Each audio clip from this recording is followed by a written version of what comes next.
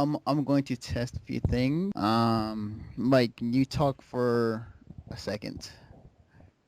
This is me talking about Mass Effect 3, and it's awesome. Sweet. Um, Greg, can you talk for a minute? Talking about things and stuff that happened today when my sister took me out to sushi today. And you touched yourself. I'm gonna put that. I'm gonna put that in the intro. Yeah. uh,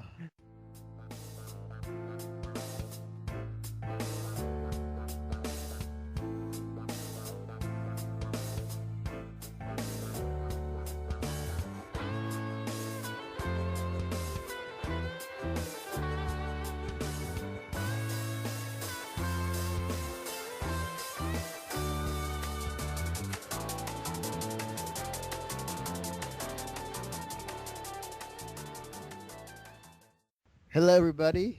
This is Anthony Beyond from Mission Star Podcast. We're back, I guess, in a sense.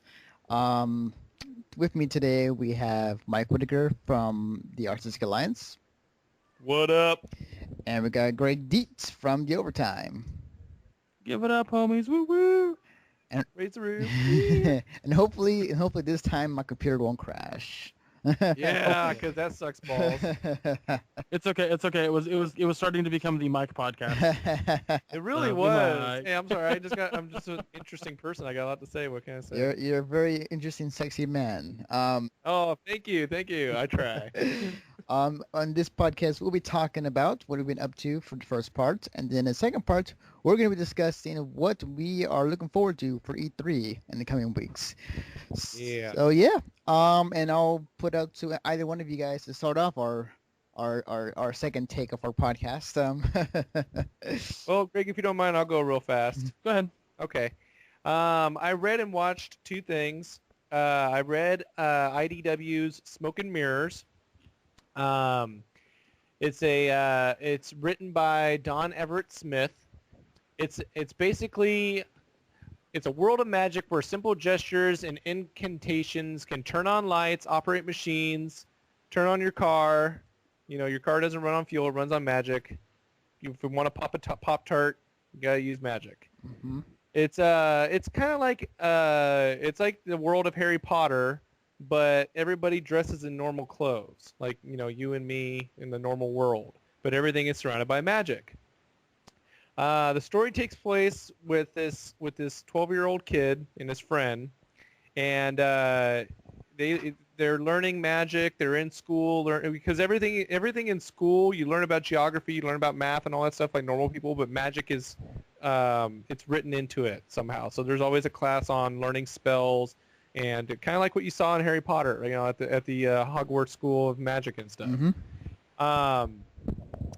So it starts off with them in an auditorium. They're watching a presentation of this guy who's basically the Steve Jobs of their world, and he comes up with different ways to make using magic easier in the world. Okay, the way they do magic is they conjure spells. They say a spell. They use a spell on their printer for their computer, and it's always in weird. It's never in English or anything like that. It's always in slang or a foreign tongue, and he basically comes up with new ways to create new gesture or new incantations, new easier way to say spells, blah blah blah. But his new thing is he's coming up with hand gestures. Okay, so you wave your hand in front of your computer turns on, or you wave your hand in front of a stoplight or a stoplight signal, and you can cross the street, stuff like that. And he stands on stage, he wears the turtleneck and the glasses, and he presents everything just like you see or when we saw Steve Jobs on stage. He does the same whole 10 yards. And these kids are like enthralled. They're like, "Oh my god, this is amazing. Oh my god, it's so cool." But the story, and a side note, that this guy Steve Jobs is the 12-year-old blonde-haired kid's best friend's father. Okay, so that's his dad, and the story continues on in the next couple panels. This kid, who's basically the main character, he's kind of a troubled teen. He has a mom. I think his dad is dead, or gone or left or divorced or something. But he's raised by his mom, so he's kind of a troubled preteen. He's doing a lot of magic and spells on like, to cause trouble. He did a spell on a cat and was able to make the cat talk and like have cognitive cognitive thought. That's what I'm trying to say. Ugh. That was a hard one. Cognitive thought. So That's what she said. so the cat can speak and think logically like a human being, and he kind of got in trouble for that. So he's kind of a troubled teen, and he wanders off and he goes downtown to the market area of the city that he lives in, and he sees a street merchant, well-dressed man, doing magic on the street. But the thing is, the thing that's different about this man is he's not using magic and spells like you see in the world. He's doing sleight of hand magic, when you pick a card, any card, and he predicts what card it is that it's in your hand, or he takes the coin and it's in one hand and he makes it disappear. But he's not using any spells, like I said. He's not, chanting anything. He's just doing this, and the kid gets intrigued by this guy, and he starts to watch him, and eventually starts talking to him, and finds out that this guy is from somewhere else. We don't really know where, because it's a 6-issue run. They're in the second issue right now, and we're just now getting an idea of what the characters are and where everybody's from and where everybody's going. So we find out that this guy, he's from somewhere else, another town, maybe another city, maybe another planet. We don't know yet. Because like I said, everything in this world is magic. Magic is everywhere. And he starts kind of like, the kid wants to be a mentor to him. He wants him to teach him how to do all this sleight of hand stuff because he's never seen anything like this before. This is something that's considered illegal in a way because this is a world where everything is magic. And if you're not doing magic, there's something wrong with you, like you're a witch. Okay, in a world of witches, you're the witch. He's a witch. Yeah, which is kind of funny if you think about it. It's like this guy needs to be burned at the stake because he's not doing magic like everybody else. He's doing something else, messing with our minds. He's masturbating the normal way. He's masturbating the normal way. Who uses their hand?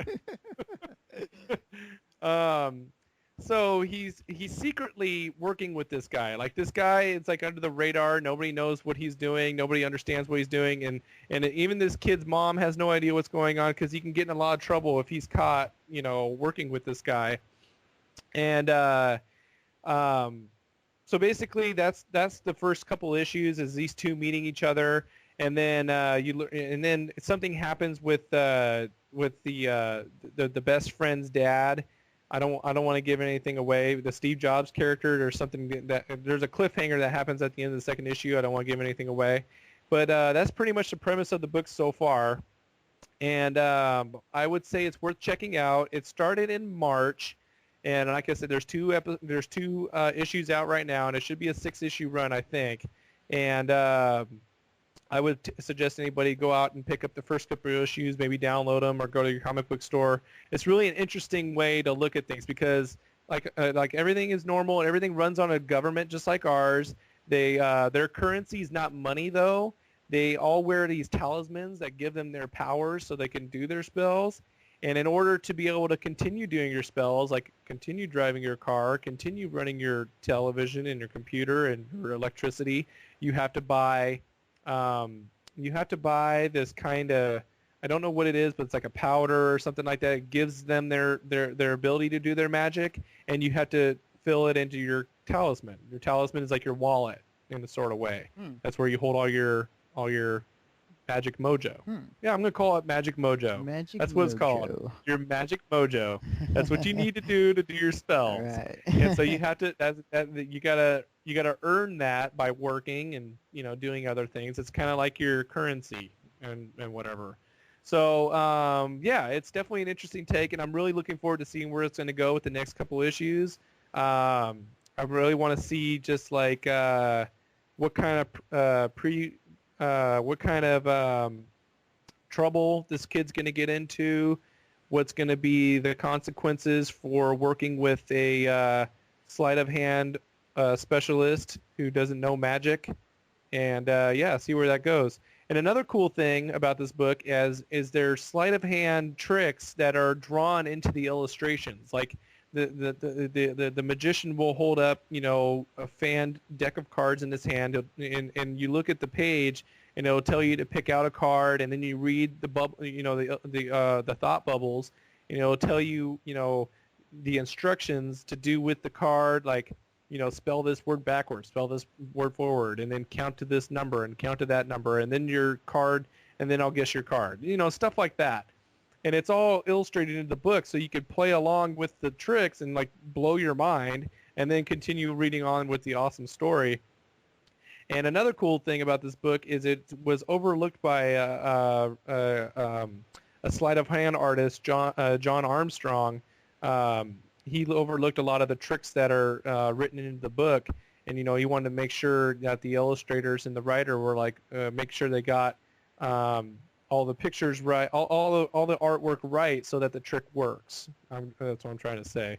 But yeah, I would say definitely check it out because it's an interesting take on their world with the guy with no powers coming into it, and see what's going to happen with that. See, that's pretty cool. And not only do you read Yeah. about magic, you also learn magic at the same time. Yeah, exactly. You get to read about magic and a little bit sleight of hand at the same time. Mhm. And the fact that you brought that up, Anthony, is there's actually like sometimes at the end of the issue, like on the back page, there's like tricks that you can learn, and then there's like things you can cut out. Like if you're one of those type of people that don't like cutting up your comic book, then you're not going to want to do them. Right. But if you're a person like, oh, I don't care, I'll throw them away anyways. There's like there's some card tricks you can cut out, and there's some like there's a paper coin you can make. I don't know. There's all kinds of weird stuff you could. It's definitely It's a book for somebody that likes to get away from the normal world and get into that magic stuff. And if you're into magic, you'll like it even more. So yeah, I would suggest that. Awesome. I also watched a film. I watched Dark Shadows, the Tim Burton film based off the 1970 TV show, film adaptation. It's Johnny Depp, and he's Barnabas Collins, a vampire. He's like a couple centuries old. He's in love with he was alive like in 1912 or something, or 1772, something like that. Mm-hmm. And he falls in love with he's super rich. His family has a boating company, fishing company in Maine or Maryland or something like that. And he falls in love with a girl, and there's another girl that works in his house as a maid, and she gets super jealous because she's in love with him, but he's in love with somebody else. Turns out she's a witch. She puts a spell on him because she's so pissed off and jealous, and kills the girl that he loved by getting her to walk off of a short cliff and into the water, and dies. And she curses him by turning him into a vampire. She locks him up in a coffin, and he's underground for 2 centuries, and he's unburied by a construction crew who's putting up a new McDonald's, and it's 1972. Yeah, that's the best way to describe the whole thing. So he wakes up in 1972, and he goes back to the house that he lived in, which is Collinswood, which is a really nice, fancy mansion that his dad built back in like 1772. And he meets his long-lost relatives, which is Michelle Pfeiffer. Michelle Pfeiffer has a daughter who's played by, got the name here, which is kind of hard to pronounce, Chloe Grace Moretz. Moretz, yeah. She's the daughter of Michelle Pfeiffer, who's Elizabeth Collins, and then we have the brother, who is Roger Collins, the brother. Yeah, so it's brother and sister and a couple nephews, and they all live in the house together. And so chaos ensues. The witch is still alive, and she comes back into the story, and she's trying to ruin Barnabas's life, even though, he's been dead, buried for 2 centuries, and chaos ensues. Don't know what else to say about that.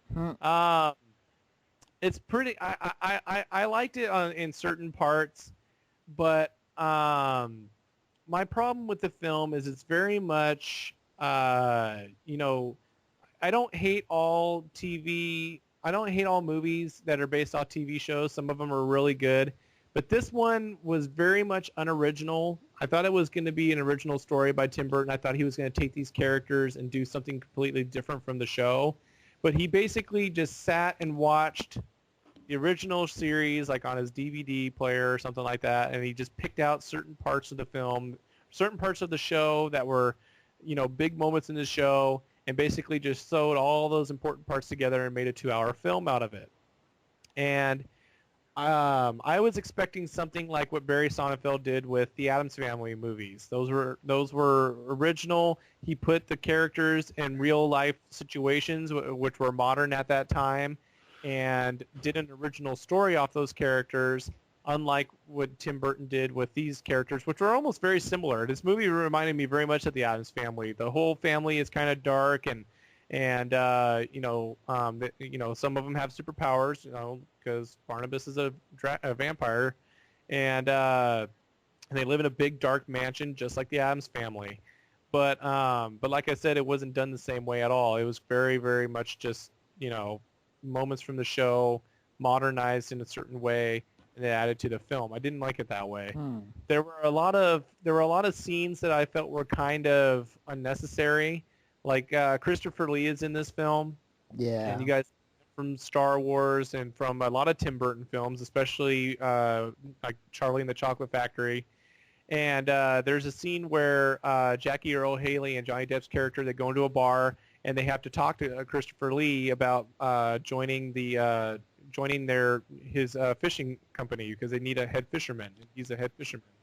And they talk to him, and it's very much a pointless scene. It was just like they're in there talking, and then they do what they came to do, and then that's where the scene ends. And you don't see Christopher Lee for the rest of the film.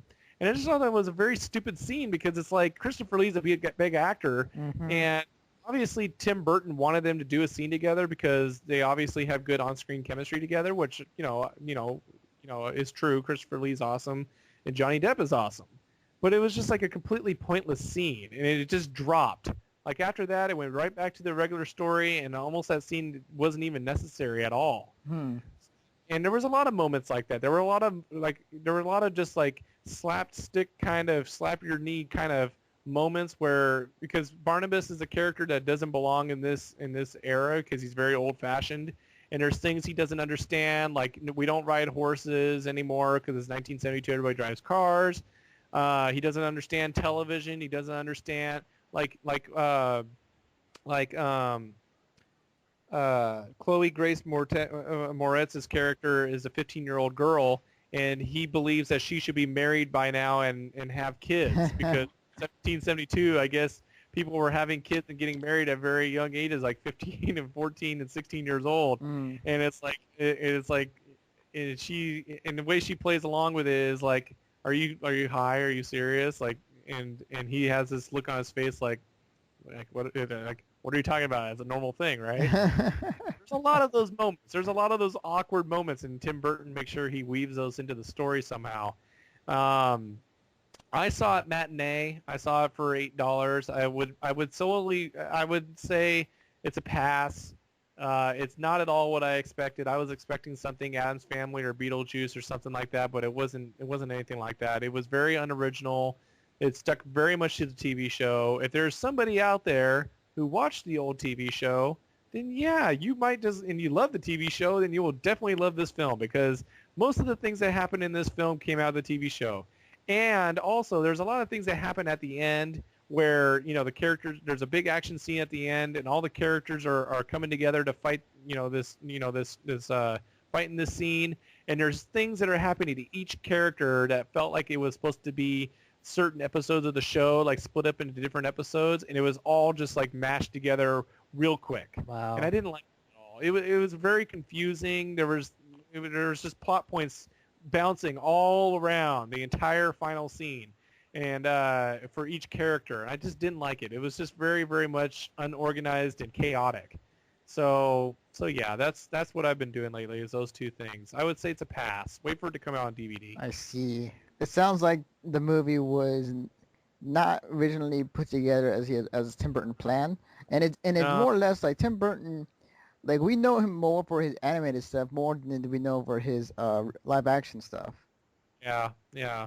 And I'm also kind of disappointed because this was on my dark horse Hmm. of my summer movie picks, and I kind of feel like it's not gonna make it. Swing and a I'm kind of kicking miss. myself now. We get a redo, guys. Can we redo that episode talking about the overtime? Mm-hmm. No, you're No. stuck with your list. Oh, balls. What do you think about it, Greg? What do I think about Yeah, Dark do you have Shadows? anything to comment on about it or anything? Yeah, just that I didn't want to see this movie from the trailer. We saw the trailer for an episode of Friggin' Awesome Podcast, and I was immediately just turned off from it because it was too fish out of water. Yeah, fish out of watery. There was Like a lot of Thor did it in with the whole like, I like this drink more, smash, or Yes. I demand a horse. It's like, okay, that's funny because he's a fish out of water, but ultimately it's not really that funny. Yeah. And it's more cutesy. It's more like, oh, how adorable. He's kind of retarded. Like that's why it's funny. That's why people are attracted to it. Yeah. Yeah. And that's exactly my issue with this is that I don't think they should have done that with this movie. I think that it was just like there's too many moments in the trailer that just look too ridiculous for the sake of comedy to me. Like it just looks very dumb. I think if you want to see a good comedy movie, you should probably go see something that's a bit more well written because I think that like the 5 Year Engagement or the Dictator are definite forms of better comedies than Yeah, I agree with you on Dark Dictator. Shadows. But what did I sell you on Smoke and Mirrors at all? Yes. Yeah, I'll probably be reading that. I mean, I am the one who kind of gave it to you, so. No, you didn't. I found that out on my own. No, Huh? not in that way, Mike. Talking about? I have it on my computer. I gave it to you. Oh yeah. That's right. I'm sorry. Settle down, Sorry. children. Settle down. I'm like, no, you did tell me about it, but Yeah. So can I go now? Is my turn? Yeah. I'm all done. Yeah. By all my means, turn. Greg, go for it. So I listened to the new Tenacious D album, Rise of the Phoenix. Yay. Back in 2006, Jack Black expresses he wanted to take a year-long break from movies, Mm-hmm. and I guess he got together with Kyle Gass, his partner from Tenacious D, and they wrote this album. And for the past few years, they've been working on it. It consists of it's a very short list of tracks, so the album is I think less than an hour to listen to. Plus they have some sketches in there that I think are really funny. But I mean, all their other albums have had sketches. For some reason, maybe it's just me. Maybe I've gotten a little older and my spectrum of comedy has gotten a little wider. But it's not as funny as their older stuff. I mean, there's some really funny songs in there, and some of their funniest songs are a little bit like not as derogatory, like "Fuck Her Gently," for example, straight out in the open, like boom, there you go, there's the comedy. But there's a song they have called "Low Hanging Fruit" Yep. that is a total euphemism for everything that has to do with sex. Now, it's a blatant euphemism. Anyone with half a fucking mind can see that, but the fact that they're not just straight out saying it is hilarious. I say my favorite song is the one that the album is titled, which is Rise of the Phoenix, because the idea of that song is, the phoenix rises from the ashes. Well, their ashes were the Tenacious D movie, which all of a sudden I can't remember the fucking name of all of a sudden. Pick of Tenacious D, Destiny? The Pick of Destiny. Pick a Destiny, thank you. Yeah. Yeah, because that movie was, seriously panned by critics everywhere, and it did not make enough money. The studio was very disappointed with them. So that song is about them coming back, and it's very funny because the end of the song is like, all the people who got Tenacious D tattoos will now have to have them removed. And then it was like, wait, we just need one hit, and they don't have to get rid of their tattoos. So it's very funny in that fashion. That's easily my favorite song. Death Star and Rhodey are really funny, and the music video for Rhodey is also exceptionally funny because, great, now I can't think of the actor's name. He plays, shit. He's on that show on HBO about the retired baseball player. I don't know. Oh my god, I don't know why I'm drawing a blank on the guy's name. But anyway, the music video is very funny because what it does is, um, it has actors in it that are very funny by themselves. But the idea of the song of the roadie is it's supposed to be a ballad of the roadie, a song that complements his, what he does. So and the music video itself is incredibly funny. I'd say that track 8 and 10 are funny, and 13 is really funny because it's called 39, Mm. and 39 is the idea of doing a 69 with a midget. So, That's weird. yeah, That's it's really funny. interesting. That's So funny. yeah, so yeah, I really enjoy the album. Again, as much as I do enjoy it, I still feel that uh, it is it is not as funny as their older stuff. Mm. It's just as entertaining. It really is just as entertaining, but there was like 2 or 3 songs I felt myself just trailing off and wasn't listening to at all. So Hmm. And how many tracks are on the album? 13, and I'd say 3 of them are sketches. And they have one music video out right now, Two, right? 2 are sketches. My bad. 2 of them are sketches. They have 4. They have 3 music videos out. Yeah. 3 music videos. They have one for Rise of the Phoenix, one for Low Hanging Fruit, and one for the Roadie. And apparently, Where We Have Been is supposed to come out. Huh. Hold on. Yeah, because There's two. I think the 2 that I'm looking at right now are already out, but they're not music videos or at least songs on the album, and that's Where We Have Been and Tale of the Phoenix. Okay. Which I think Where We Have Been was that 10-minute thing they had on the video they had on YouTube that had nothing to do with any of the songs. It was just basically like a funny sketch about where they've been, why they haven't come out with an album. Yeah. And then Tale of the Phoenix was something they released on Xbox Live or Zune, I should say, that was like a minute thing about that preludes into Rise of the Phoenix. Okay. Hmm. And this is their 3rd album, right? Yes. Yeah. Double checking that real quick. Because the Pick of Destiny, that wasn't an album. That was just a soundtrack. Yeah. Yeah. Even though it could have been an album, there was a lot of They original sketches on that. consider it an album. I would say so. There was a lot of original stuff that wasn't just music from the film. They had sketches on there too.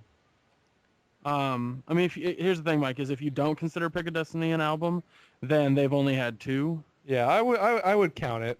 I Yeah. would count it. Mm-hmm. I would too. It sounds like you're trying to say something. What? Oh no! It's just Oh, sorry. no. I'm just saying I'm agreeing with you guys. It's just real quickly like every time I hear like Jack Black or just kind of like any of his music, it's like it just reminds me of a time where I was at my friend's house and we were playing Rock Band. I think it was 3. Like what was it, Rock Band 2? Either one of those. Who had the Pick of Destiny song in there, and I remember trying to sing it and I did horrible. And my friend recorded me singing, and I just started cracking up. I was like, man, I suck at singing. That's funny. Um, Just stick to the drums, Anthony. Just stick to the drums. Yeah, I'll be the crap. What do you call him? The she knew the drummer off the Beatles. Oh, Ringo? Yeah, I'll be the Ringo of the band. Yeah. Just don't be the Yoko. you don't kill it. So Breaking up the band, Yoko. that's just terrible. So the other thing that I've been doing recently is I have not beat it yet, but I'm really enjoying it. I've been playing Max Payne 3. Yes. The plot summary for Max Payne 3 is 8 years after the events of Max Payne 2, Max finds himself living a degenerative lifestyle, addicted to painkillers and alcohol in the city of São Paulo, Brazil, while trying to forget the past that haunts him. Employed by real estate mogul Rodriguez Branco, Max joins a private security protecting the wealthy Branco family. But as things go wrong and Rodriguez's daughter Fabiana is kidnapped, Max is forced into a deadly new conflict while relying on the abilities he attained from the experiences of his past he left behind. So yeah, that actually sums it up very well. I couldn't have said it better myself. I probably couldn't have at all. You should even read up a wiki. Oh no, I'm totally yeah. Sorry, I was reading that off of IMDb. Uh, the plot to it is very film noir in the sense that, and if you've played the first two games, it's very similar in that fashion. Like he kind of overtones everything with thoughts as you're playing the game or as you're doing things, like actions that happen. The way that the game kind of clues you in on where you're supposed to go. The character will say something that seems very like, it seems kind of out of place, and then you're like, oh, that was a hint to me to fucking shoot the lock on the door. Um, like there's a situation where like there was a lock on a door, and I was like, where do I go? What do I do? And I couldn't figure it out, and I got really close to the door, and all of a sudden he goes, a bullet works just as well as a key. Mm-hmm. And I was like, oh, okay. Duh. But yeah, the single player is a lot of fun. They bring back like, you know, that classic gun or the slow motion mode, but the way that they do it is in such a way that if you can literally do it anywhere. And what I mean by that is, let's say you're doing it and you slide against something. So like, let's say you're diving backwards and you land on your ass, but you slide a little bit and your back actually hits a wall. Mm-hmm. He'll sit with his back against the wall. If you dive sideways and you kind of and your head kind of hits a thing, his head will tweak forward. Sorry, I was pushing my mic away from my head. His head will tweak forward or tweak to the side to accommodate the fact that there's a wall that his head is being pressed against. So it's very interesting in the way that the mechanics of the game work in that fashion.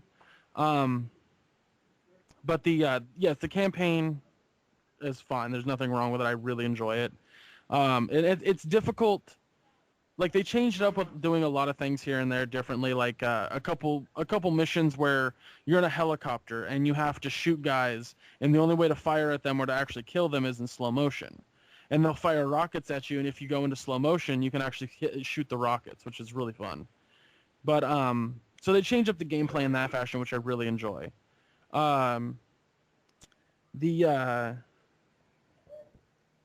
the single players is just that. That's what the single player is. However, they added a multiplayer aspect to Max Payne, which is completely new to the whole trilogy. Mm-hmm. And the multiplayer is unbelievably fun.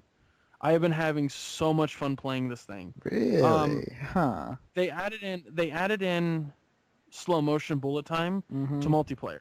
Oh wow. Now, that might sound a little confusing, like why would they do that? It would be very annoying to everyone else playing around, like why would I want to deal with that constantly? But the way that they do it, you never feel like you're completely vulnerable. You never feel like you're about to be fucked over by that. The reason that they have it in there is so that way, like there was a situation where there was a guy behind a barrier, and he was not that far from me at all. Also, and he was shooting, and we were both shooting each other. We were both kind of damaged, and we basically were at a stalemate. The only way that this was going to be fixed was if one of us dove out and tried to shoot at the other. So I took the reins in that.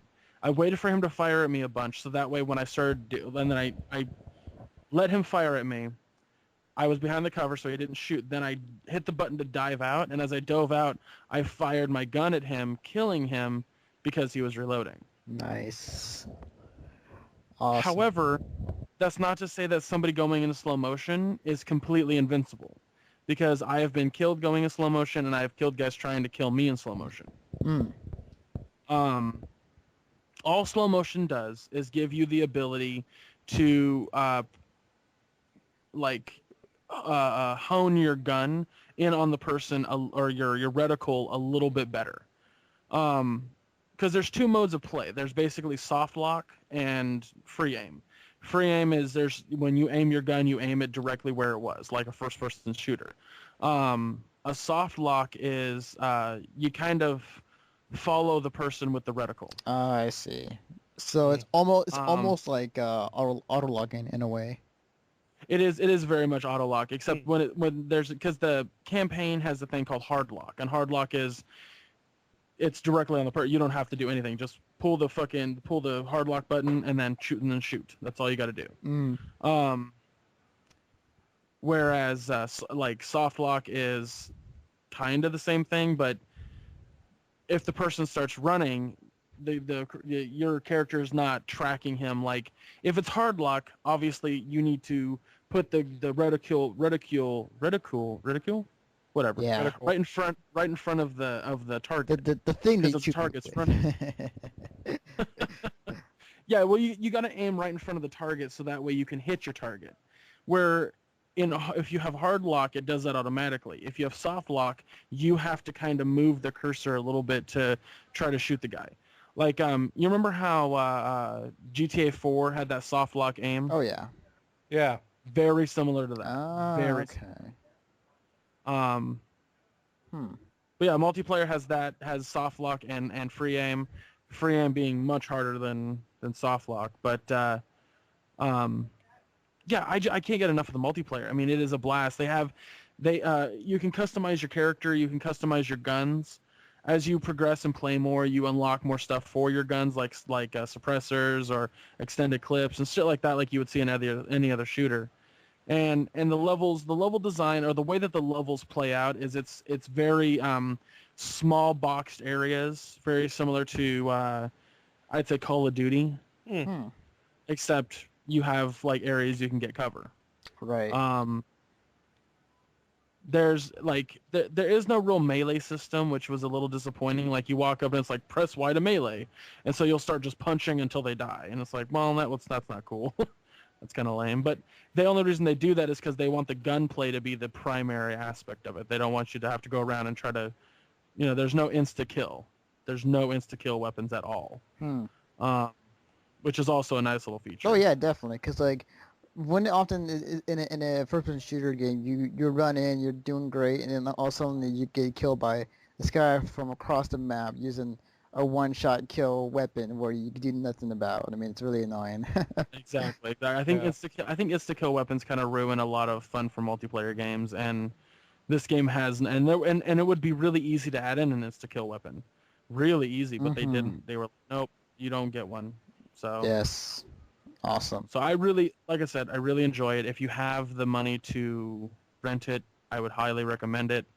And what's really cool is a lot of developers right now are forcing you to buy their games in order to play the multiplayer, and Rockstar said, fuck that. We're going to allow you to play the multiplayer if you don't buy the game. So, Rockstar's just awesome. Yeah. I have a question though about the single player though. In the single player, do they reference back to the Max 1 and 2 games? vaguely, like, there's comments and stuff about, and keep in mind, I'm only, like, there's 14 chapters, and I just started chapter 5, so... Okay, gotcha. But no, there's actually chapter 4 is a flashback mission where Max is much older looking. He's in a bar, and there's like a gang. I don't remember the name of the gang, but they're in a they're like they've taken over Jersey, which is where the 1 and 2 take place, and he's being hassled by these dickhead gangsters, or at least they're young gangsters, so they're, of Mhm. course, they have a lot of power because their dad has a lot of power, so they think that they can just boss whoever they want around, including a cop. Right. And there's a point where Max Payne gets fed up, and then you're forced to, like, and I say forced in the fashion that it goes in slow motion, and the guy's like, what are you doing? And as he's doing that, you can pull the trigger. And I want to kind of go back and see what happens if you don't pull the trigger, but the game plays in such a direct narrative fashion that you kind of have to pull the trigger, I think. Right, right. Cool. The mission that I'm on right now is actually, what I really like is it's a stealth mission, and if you play the game stealthy, you're good. If you play it not stealthy, you're good. So I'm really happy with that. I hate it when games make me play stealthy Right, right. because I'm not good at stealth. So Mm. I highly recommend it. I think it's a lot of fun. The multiplayer is a blast. I mean, multiplayer is a blast for me. I can't say that for everybody. But All right. if you enjoy shooters that are like, if you enjoy some Mass Effect from not Mass Effect. I mean, sorry. If you enjoy Gears of War. Gears of War, thank you. Yeah. Jesus Christ. Sorry, my phone went off and my brain shut off. If you enjoy Hold on. 1 second. If you would, If you enjoy Gears of War, yes, I'm sorry. If you enjoy Gears of War multiplayer or the Uncharted multiplayer or the Battlefield multiplayer, and any of those three, you will like the Max Payne 3 multiplayer. Nice. Yes, Max Payne 3. I was surprised too because when I saw reviews for it, I didn't expect it to get such high praise. So I will definitely check this game out. And speaking of Max Payne 3, it just so happened to come out the same day as Diablo 3. Wah wah. So as some of you may or may not know, I have been playing Diablo 3 as of late, and I've been playing the crap out of it. Did you quit your job, Anthony, and just like devote your life to that? Because Oh my God, you would. Okay, let me first say that Diablo 3 is a great game. Um, Anthony's been calling in sick a lot Yeah. lately, everybody. Yes, I have. I haven't gone to school. I haven't gone to work. I've stayed home. I've been playing Diablo 3 the entire Yeah, boss. I got a slight case of. Hold on, let me look it up. Okay, meningitis. I'm gonna have to miss the next couple days. Yes, I contracted an STD. It's called Diablo 3. I got a flesh-eating virus. I'm not gonna be able to ever come into work again. Goodbye. The treatment is just to sit in a chair and play a game for a good 2, 3, 4 hours. No, Anthony. The only thing I can picture right now with you playing that game is the episode from South Park when the kids are playing their Yes. their version of Mom, go bring my shit bucket. Come give me my shit bucket. Empty it Yeah. out, Mom. Mom, I have a give me question. some food, Mom. I have a question for you, Anthony. Did you ever play a game that came out on the PC a while back? The sequel's about to come out, and I'm really excited for the sequel, only due to the fact that when it does come out for the Xbox, it'll be multiplayer, which is fantastic. But Torchlight, have you ever heard of Torchlight? Yes, I have. Have you played it? No, I have not played it. I know it is from some of the former developers of Diablo, and it plays It's so exactly good. almost or better than Diablo. And It's so good. so I want to play Diablo because it's fucking Diablo. yes, But Torchlight, yeah. I was just curious if you play because it's very similar in style, like very similar style. So yes, except a little more colorful than Diablo 3 is. right, well, yeah. But I will say, the first I want to say is that as good as Diablo game is, the way that it launched at midnight, and these are for people who already pre-ordered the game online and they're just waiting for Blizzard to unleash the gates to let everybody play on the servers. And the way Blizzard has set up Diablo and along with the other Blizzard games is that they're all you buy the game, you put it install on your computer, but the way you play the game is you're connected to a server that's in Blizzard's headquarters, and then that's how you play the game. That's why they make you to have an online connectivity the entire time. The downside of that is what if the servers go down? Then nobody can play the game. So Yeah. Hence that's error 37. I think it was. yes, that the famous heard that, Error like, 37. If the server crashes or something like that, I've heard somebody say they had to like reinstall the game, and I heard it took like 2 or 3 hours to reinstall it and put it back on, and Man, it sounds like a total it mess, is. dude. Like the thing is Yeah. though, like the game itself is like 8 gigs. And I was Wow. installing that over the internet, and that was I had to leave my computer on overnight to do that. But it was a mess. Like that's why everybody got the Air 37 on Twitter, and like we're just complaining about it because like the servers were too impacted by a lot of people trying to get in, and it crashed the servers, and it left a lot of people out of the game, not able to play it. Ah, unhappy nerds. Yes. And Blizzard went out and said like, we're terribly sorry that, we didn't expect this much. Like, really? Really? You didn't expect this? Did Yeah, they, they were they totally- said that? Yeah. They were totally doing the thing from South Park where it was like the guy from BP was like, "We're sorry," Sorry. Yeah, the Like- public service dude. Yeah. petting a baby seal like, "We're sorry." yeah. Didn't it laying on the wolf skin carpet or Here's the thing. Here's Here's the thing about Blizzard doing that. And realistically, yes, maybe they shouldn't have it. Like, I understand why they did it, so that way you have to be online to play the single player game. And that's because they want to make sure that people who purchased the game actually purchased it in the store or over the internet or whatever, which is fine. I understand that. That's marketing, blah, blah, blah, blah, so on and so forth. But yes, it's a situation where, like, people wanted to play the game. Maybe they weren't expecting everyone at midnight to fucking buy it and immediately try to log on. Right. But that's not necessarily Blizzard's fault. I mean, I mean, I don't know. It can go to a lengthy discussion, but I'll just say that, in my opinion, you know, in context of things, how where everything is going digital and how everything is being hosted on a cloud-based server, so you don't have to worry about buying the product, it does make you think a little bit like, if the server's gone or if the server is dead, then how am I gonna play the game? You know, why I just spent $60 on the game that I'm not able to play it. So, you know, just in my opinion. But aside from that, though, I did get in the game. I did play the crap out of it.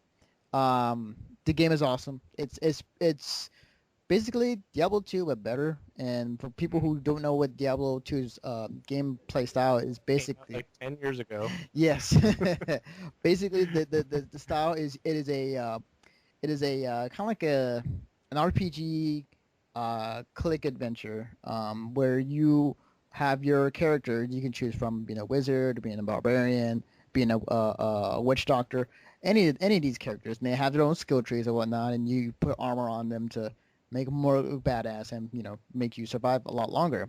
And then you click a lot for obvious reasons. You click to attack. It's basically a different version of an MMO of the game, if that's kind of put in a different context. But the game is really good. I've been really enjoying it. It's the only thing though is that I don't have the full game yet. I have the starter edition, so I'm only limited to about level 13 cap, and then the first act of the game, which is pretty good. I mean, the first act in the game is pretty awesome, but it's like 4 acts in the game. But that's been really good. I've enjoyed it. You know, people are going to get over this and they'll play the crap out of it.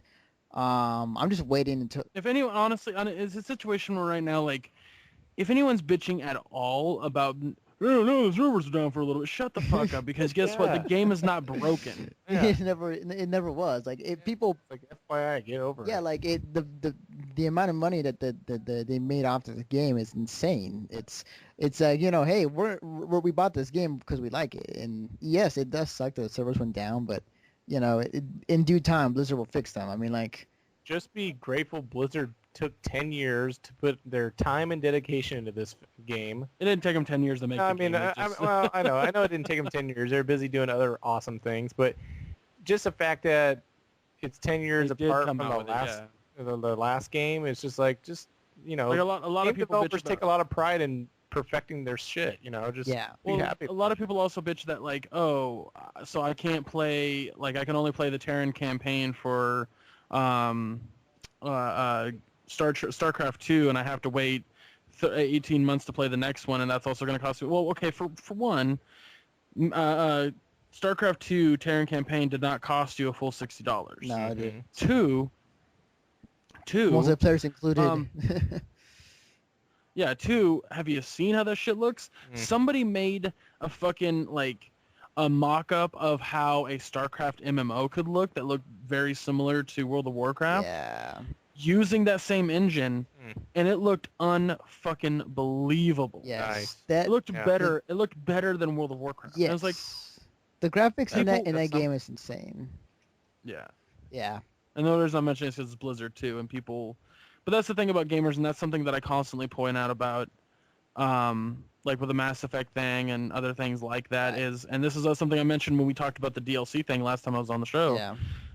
people are always going to find something to bitch about. And now that we have the internet and forums and stuff like that, people's voices can be louder now. They have that ability. Yeah. Sending in a letter in the past, it was like, okay, send a letter. I was a little pissed off about a video game, but response. Yeah. yeah, like, but a lot of people who didn't have because the internet's so easy now. You just log on, type angriness, and then you're done. Yep. Whereas back in the day, it was like, I'm angry, and then so you would leave it at that. Yeah. Yeah.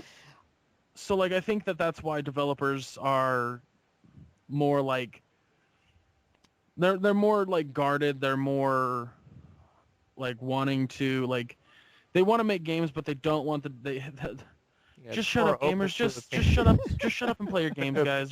And less closed off to man. negativity. Like it's fine to have an opinion, but to yell at the developers for doing something that you didn't like is just downright ignorant. That's one of the reasons. That's just a side note. That's one of the reasons why George Lucas is so mad, because people just like bitch to him all the time about his films, and it's like he just doesn't want to hear it anymore. But it's like everybody has a voice and they are being heard. So obviously, a message is getting through to somebody. Yeah. That's exactly the problem. But to quickly end my thing about Diablo 3. Diablo 3 is a great game still. I will say I think one of the great things added in the game is like you have a stash in the game, which you did in Diablo 2. But the cool thing is that say that you found a rare item with your barbarian, right? And it's only for the demon hunter. So then you go put that in your stash, log out of your barbarian, log into your demon hunter, go to the same stash you put it in, and it'll be right there, and you can take it. That is cool. That was pretty cool. But yeah, that's what I've been doing. I mean, like, other than that, just working on cosplays and getting ready for Fanime next week. But yes. Anyways. Awesome. Mm-hmm. Anyways, we're gonna take a short break. And when we come back, we're talking about what are we looking forward to for E3, kind of what we're excited to see in the coming weeks. And yeah, stick around, fellas. We'll be right back. All right. Hello, everyone. This is Anthony Bionis from the Mission Start Podcast. And if you enjoy listening to this podcast, as well as our other ones on our website, you can now hear us on Stitcher. You can now hear our shows well on the go with Stitcher Smart Radio, on-demand news, talk, and more on your mobile phone. The latest episodes always available for you, no syncing needed, and no money or storage wasted. Available on your iPhone, iPad, Android phones, and beyond. Downloading is easy. Go to Stitcher.com or check out your app store. Stitcher, Smart Radio, the smarter way to listen to radio. Hello, everybody. We are back, and we're going to talk about my favorite thing every year that happens is what we are looking forward to for this year's E3. Yeah. And for those quickly who don't know what E3 is, E3 is a once a year kind of I don't want to say convention, but like it is a huge like an event that happens in LA where Like a members only development conference. yes, like we're not allowed to go. yes, Because we're the little people. yeah, the only people that can go are the press, the developers of these games, and then like other people associated to it. So at E3 they unveil games that are coming out in the coming months or years, new products or whatnot, and the big players come to show off what they want to do. Players. Yeah. So Microsoft, Sony, Nintendo, Ubisoft, Square Enix, Microsoft. yes. Your favorite video game company will probably be there. So I'm gonna fish it out to you guys. I think maybe we should start off with just like a game that you've been eyeing on that might be there. If you wanna try for that. You guys want to go like company to company, like what we expect for what we're looking for from each company, or Sure. If you want to do it that way? Sure, if you want to go through that route, yeah, we can like start with Microsoft since they're the first one to do their E3 press conference. Greg, you want to start, or Yeah, I'll start. I with Microsoft, I know that they're not gonna talk about their newest console. That's just not gonna happen. Yeah, I don't think that's And going to happen for a while. I think everybody should just stop thinking about that Yeah. for a while. Yeah, it won't be for a while, in my opinion. But go on, Greg. I feel Sorry. like that's fine. I feel like that what they are gonna show is more Connect stuff. They put a Yep. lot of money in that R&D, and they're not gonna waste it by coming out with a new console. They're not going to waste it by showcasing something that they don't want to showcase. So I feel like we're going to see a lot of Connect this year again from Microsoft. I honestly feel that Microsoft's press conference is going to be the weakest. It's going to be the least showcasey because, like, we're gonna get to see some Halo 4 for sure. Like, that's going to happen. We're going to get to see some really cool stuff from Halo 4, but that's not showcasing what Microsoft can do, what I feel like they've done in the past. So I don't know. I'm worried for Microsoft. I'm worried for their future. I feel like if they don't do something big here soon, they're going to lose a lot of people down the road. Well, what they did. Well, are you talking about just like with the console in general, or are you talking about like with Connect or what? With Connect, I feel like because the thing about E3 that I find really cool is that it's a really good way for these developers to showcase what they're coming out with, what they've been working on. And when Microsoft comes out and goes Connect, Connect, Connect, that's not showing what they're working on. That's showing what they've worked on. Yeah. Well, that's the whole point. I mean, it shows what they The thing about E3 in the past, Mike, that I've always enjoyed about E3, the thing that made me always excited to watch E3 was that all the developers would be like they would showcase what they've been working on in a fashion that showed the other companies this is what we're working on in a competitive sort of way. Now that it's been televised and people can watch it, it's free to watch completely on the internet, it's now a situation where it's a big advertising thing.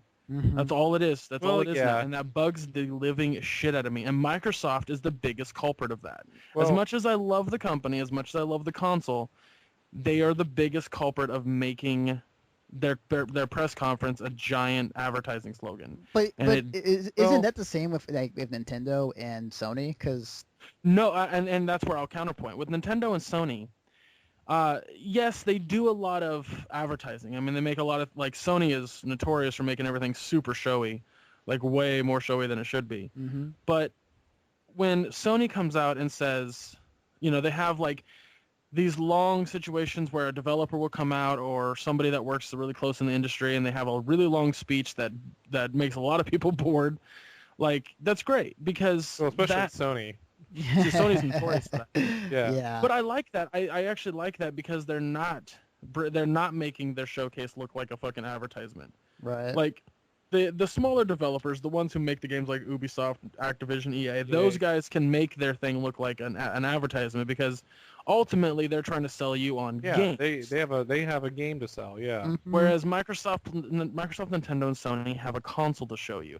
They have they have to show it to. They don't just have to show the console to the people who are going to buy the game or buy the consoles. They have to show the console to the developers who want to make first party title or single party. I can't remember the term. Who are you talking about? of- Nintendo? Exclusive titles Oh. for those consoles. Yeah. First party, I guess you would. First party? I guess, uh, or they're yeah. exclusives. Yeah, but go on. Yeah, whatever word you want to use.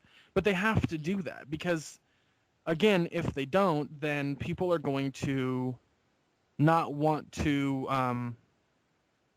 They're not going to want to have that console in their home, and the developers are not going to want to make games for it.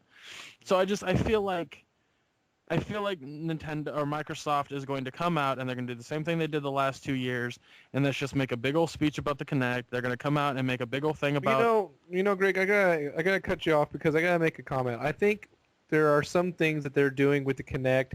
Like, I'm not gonna go out and buy a Kinect, but I think the steps that they're taking forward with presenting the Kinect at E3 for the last couple of years, they're actually trying to do something with it.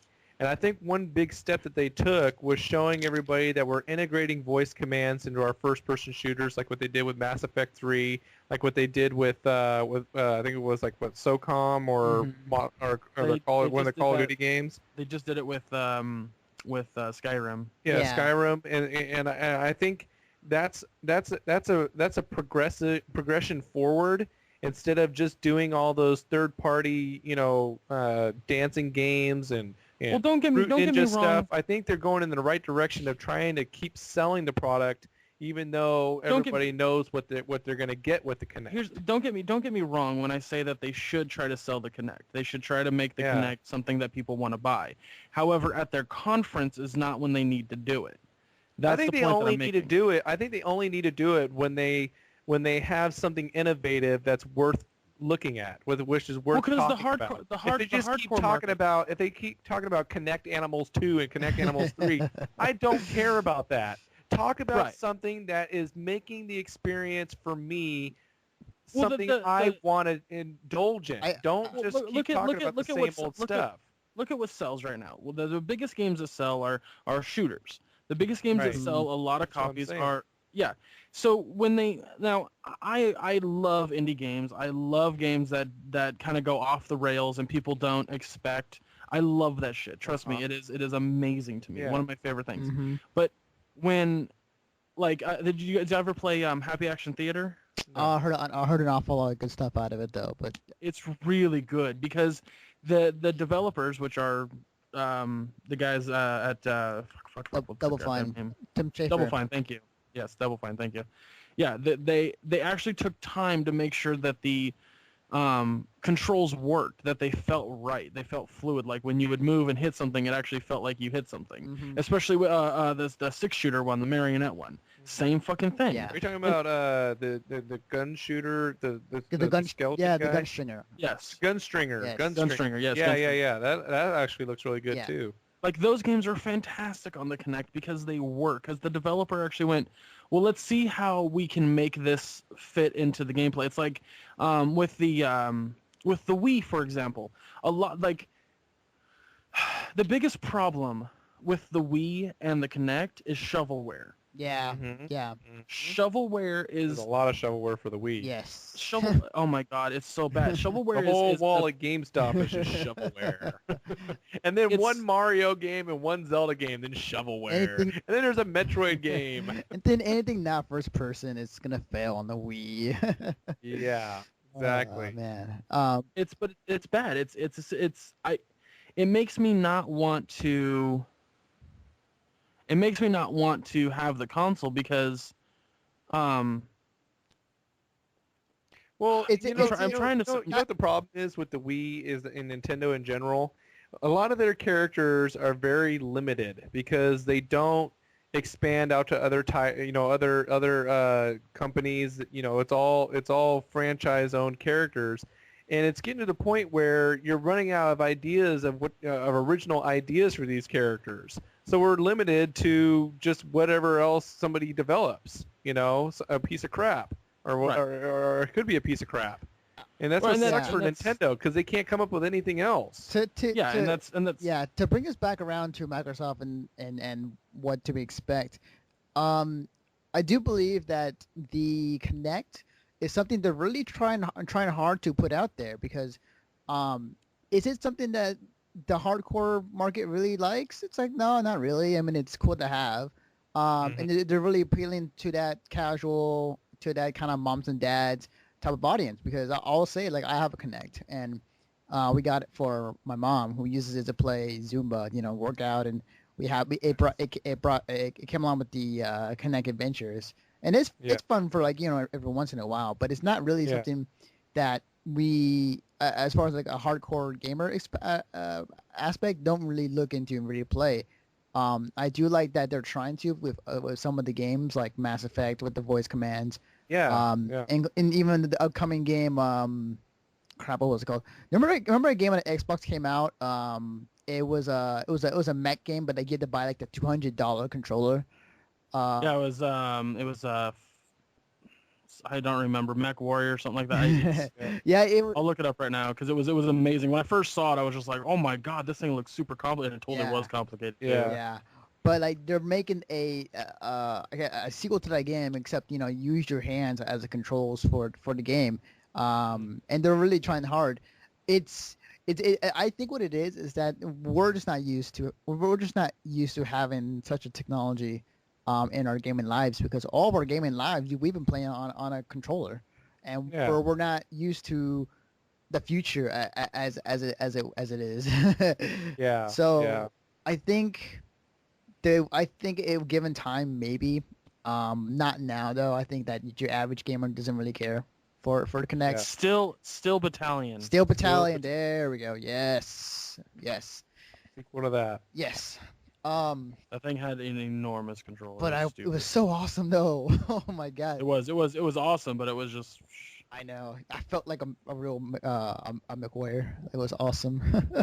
No, I think that when it comes to Microsoft, I think they need to concentrate more on a little bit more on the hardcore market.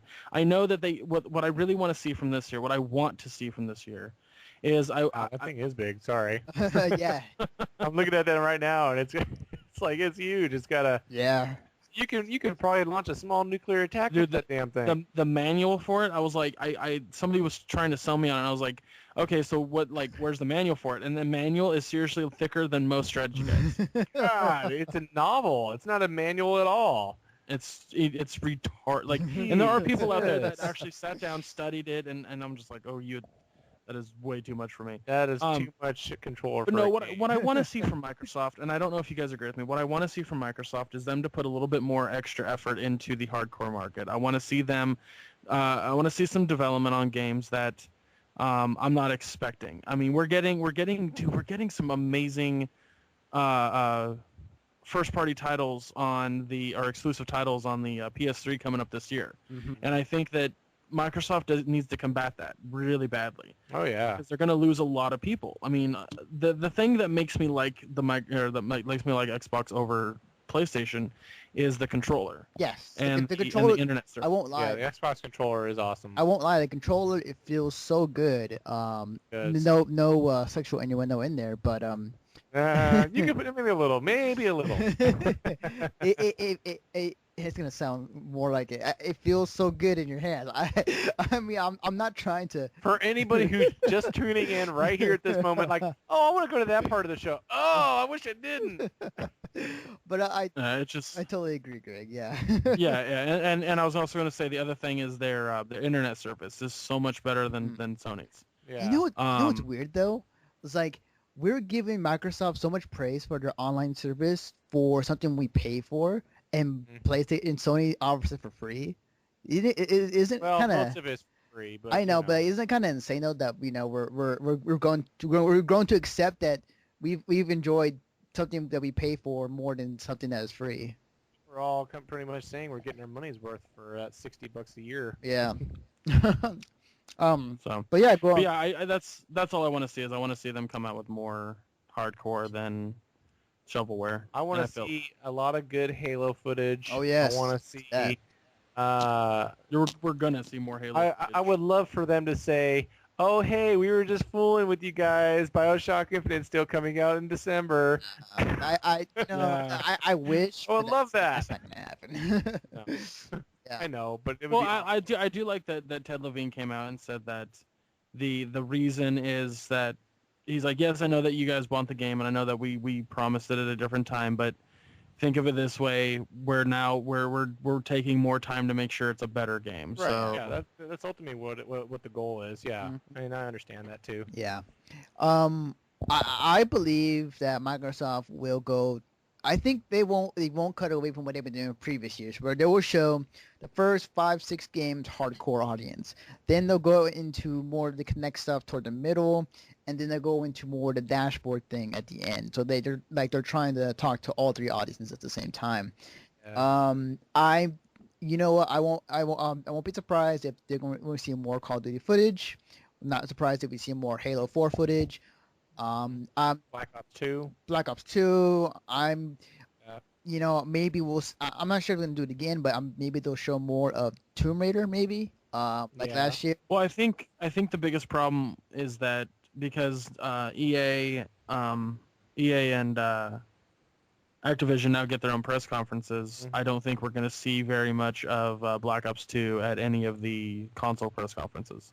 Maybe. I mean, they've always been a Call of Duty game in Microsoft's press Yeah, conference every those year. probably show a small trailer during a montage of other video trailers. Yeah. I hope they do the same thing they did with Modern Warfare 3, and that's they show like a good chunk of a level. Yeah, Yeah. that's what we're saying. Yeah, they'll definitely show something because they got to give you a hook. Yeah. And Black Ops. They might not, because everything that I've been reading about Sony or about Microsoft with E3, they're very like they're very hardware this year. Like that's their big thing. Their big push is hardware, and I'm like, the only hardware I can think of that they can push is the Kinect, and I don't want to see a ton of Kinect stuff. Yeah. So What if they pull out the 8-sided die and they throw in a handheld device? Wait. oh my god, Wait, handheld hang console. on. Before you say anything else, give me a minute. That would throw some wrenches in the gears right there for everybody. That would be insane. But since you said 8-sided die, I mean, I already have a pretty awesome Microsoft app on my phone, right? Xbox app on my phone. And so 8-sided die. so 8-sided die. since you just mentioned 8-sided die, I'm gonna just do this out of nerdiness. I'm gonna roll a 20-sided die and see what happens. Shit. Oh wow, I got a 3. Okay. I would have been dead in D&D. I would have Nice, Anthony. I would have like thrown an axe and then like slip on it and then like accidentally slip my throat at the same time. Horrible. But Embarrassing and horrible. yes. But aside from that nerdy moment, the rumors I've heard as far as like, because like there isn't anything really out there that I can think of that Microsoft's putting out there that we don't know. Yeah. Like Already majority of their stuff is gonna be something we already know, but at the same time they're gonna show some new IPs that hopefully will be a hit, because they don't have much left to lean on. Like Gears of War's over. Yes, you have Halo and you have Call of Duty. Mass Effect's over. Yeah, Mass Effect's over. So I'm not quite sure what exactly they're gonna show.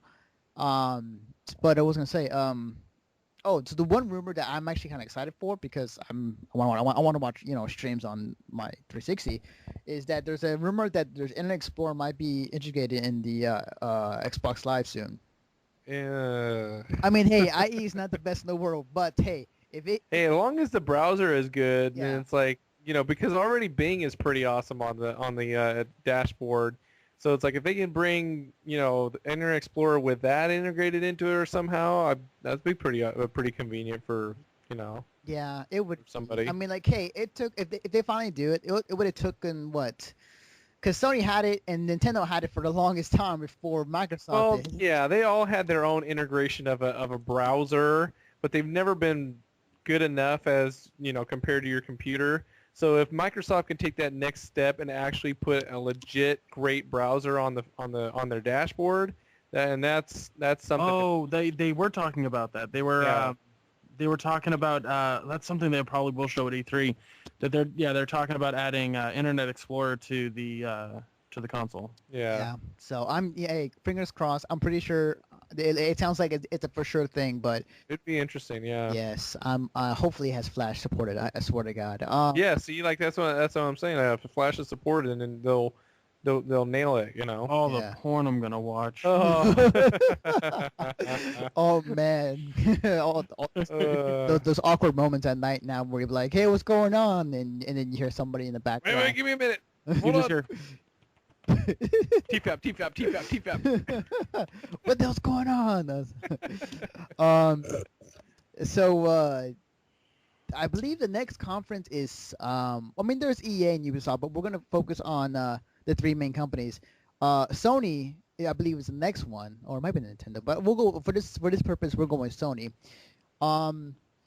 So I think this year Sony will have a better, easier time talking to the audience, because last year it was the whole credit card hack debacle that happened with PSN Network, and how everybody was really upset about it. They had a lot to kind of say about that last year too. Yeah. It was kind of a downer moment during the press conference. Yeah.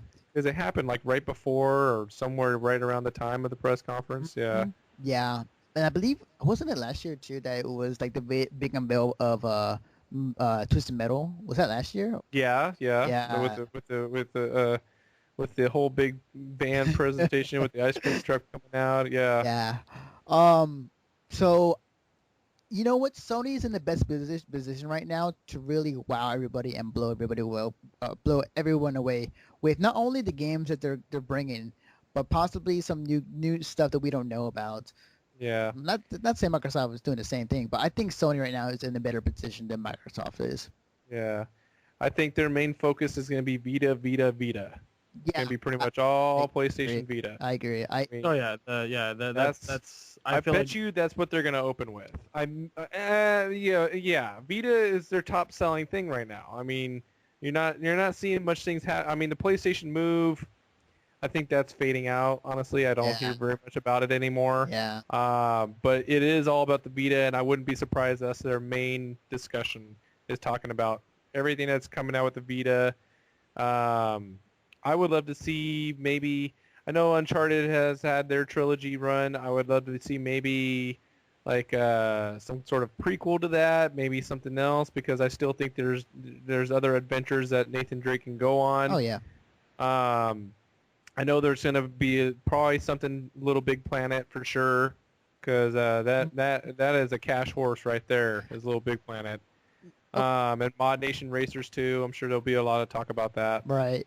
They'll probably talk about more about the God of War 4, Yeah, God of War Ascension. 4. They'll probably talk about what was it? The new Super Smash Brothers Brawl clone that they're doing now. Oh yeah. Mm-hmm. Yeah. Oh yeah, I think we'll hear huge about I think we'll get more characters. Yeah, Yeah. exactly. We probably will. You know what? They probably will show off. Maybe I'm fingers crossed. But the new Sly Cooper game. Oh man. Oh yeah. I've heard that'll be rumors hot. about that. Yeah. I also am hoping to see a lot about The Last Guardian, because Yeah. that game needed to come out a long We've time. been waiting for that for a long time. That's Yeah. definitely something they should talk about. I mean, here's the thing with crap, I just forgot the name. What was it? The game you just said. House Guardian? Yeah, yes. So the thing with Lost Guardian is is a game that should have came out, and last we heard was that the guy who was helping create it, one of the head honchos of the game, is only staying on by contract means to make it. Like apparently him and the company are parting ways or have some bad feud between each other already. And the game, I really wish I want to see it come out, but if it's not at here at E3, it's gonna be at TGS. That's the only thing if it doesn't show there. But oh my God, just please come out, please. That game. Stop teasing. I know, seriously, you're worse. You're worse than Valve, seriously. Yeah. Yeah, I don't know. I'm excited. I think Sony's gonna. I think Sony might be like the best best conference out of it. No, they won the best conference, I think, what, a couple years ago, 3 years ago or something like that. Yeah, they had the best presentation when they was it them that announced Portal 2? I can't remember who. Yes, when Gabe Newell came out and had to eat crow. Yeah, he announced Portal 2. He announced that Portal 2 was gonna be on the PlayStation. Yeah, that was a big announcement there. That was. Yeah, I mean, I can see good things. I only see good things. I think that the Sony Move or whatever that peripheral thing is I don't think they're really working on that as much as. Yeah, Microsoft I haven't heard today. anything about the Move anymore. I don't even see TV ads for it anymore. Yeah, Oh, you know what I really want to see? I want to see the new Bungie title. Ooh, oh Yes. wait, is that? It's got a 3 in I it. totally forgot. No, Or Bungie. are you talking about Bungie? not I thought you were Valve. saying Valve. Sorry, Bungie title. Bungie. Yeah. I want the new Bungie title. I think that. Totally forgot about that. That's gonna be Microsoft's thing, probably. Maybe I think. Well, I don't know, because Activision is the one that they're supposed to be doing it with, and it's a multi-platform game. Yeah. So it's supposed to be steampunky. That was a big rumors that it was supposed to be steampunky. But I'm very excited to see what they're coming out with. Oh, now that you. Speaking of which, I mean, maybe we've shown at Sony, but maybe even Microsoft too. But what was it? The game was it? I think it's called Forsaken or something along those lines. They showed a trailer off of it. I think a week or two ago. Yes, I know what you're talking about. It looked awesome. Oh my God, it is people who don't know, it is basically like Mirror's Edge combined with Assassin's Creed combined Oh, with a bit of BioShock. It is nice. insane. It is insane. It is. I love it. Oh man, I want to see more of that. Um, and then I totally forgot the other game, but yeah. One of you talk so I can remember what I was gonna say. I Uh, was I'm looking at this list online right now, and like one of the things that I would love to see at E3 that I don't think we will is Star Wars Battlefront 3. Oh yeah, that yeah. gosh, like nobody's really working on it. I really hope like so too one day, but Yeah. yeah, Someone says Battlefield 2143 I think would be really cool. Yeah. Yeah. Like it would be, like just futuristic Battlefield, like the freaking amazing. yeah. I'm interested in seeing footage from Rockstar's Grand Theft Auto 5. Oh yeah. Well, Yeah. Yeah. I mean, I know it's in Los Angeles again or Las Vegas, but Rockstar, I think like don't they have like 3 games coming out right now or something like right around when Grand Theft Auto 5 is supposed to be announced? I can't remember. well, BioShock was But push. I know. Was it Borderlands 2 is coming out in that same yeah, time? Borderlands 2. Yeah. Um, But to see what they'll do with Grand Theft Auto 5, that'll be really interesting. Because they got to do something to really hooks us because it's time to, it's getting kind of redundant. It's time to make something really pop. yeah. I mean, Do you guys give a shit about the new Tony Hawk game they're supposed to announce? yes, No. I do. It was because my brother was talking about it too. Was that the new that Tony Hawk game where it's an HD remake of the original, and I thought it was an HD remake of Tony Hawk's Pro Skater 2, wasn't it? I don't No? know. I always thought Tony Hawk's Pro Skater 2 was like the most popular. It's called Tony Hawk Pro Skater HD, and it's supposed to it is coming to the arcade. From what I understand, what it is they're taking the most popular levels from the Pro Skater series, which there's technically 4 games, Yeah. and making an arcade version where you can play all those oh, Yeah. okay, in a classic Tony Hawk Pro Skater format. that is awesome. But it's all HD and looks pretty. Yes, Huh. yeah, Um, I'm excited for that. Someone says like on this thing, new Guitar Hero. Would you guys play a new Guitar Hero?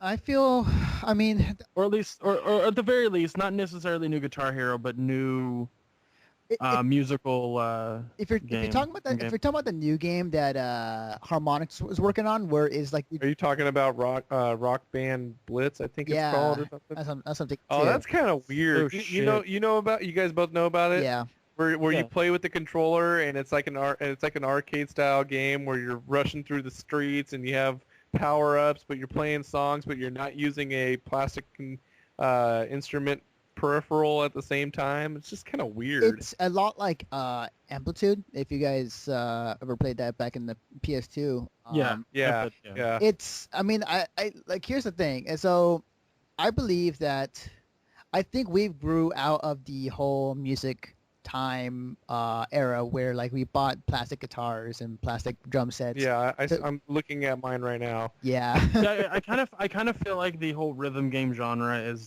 dead. It's faded Yeah. out. I mean, like, hey, it's fun for like parties, but like, Yeah, yeah. other than that, though, I'm like, For like 10 minutes. yeah.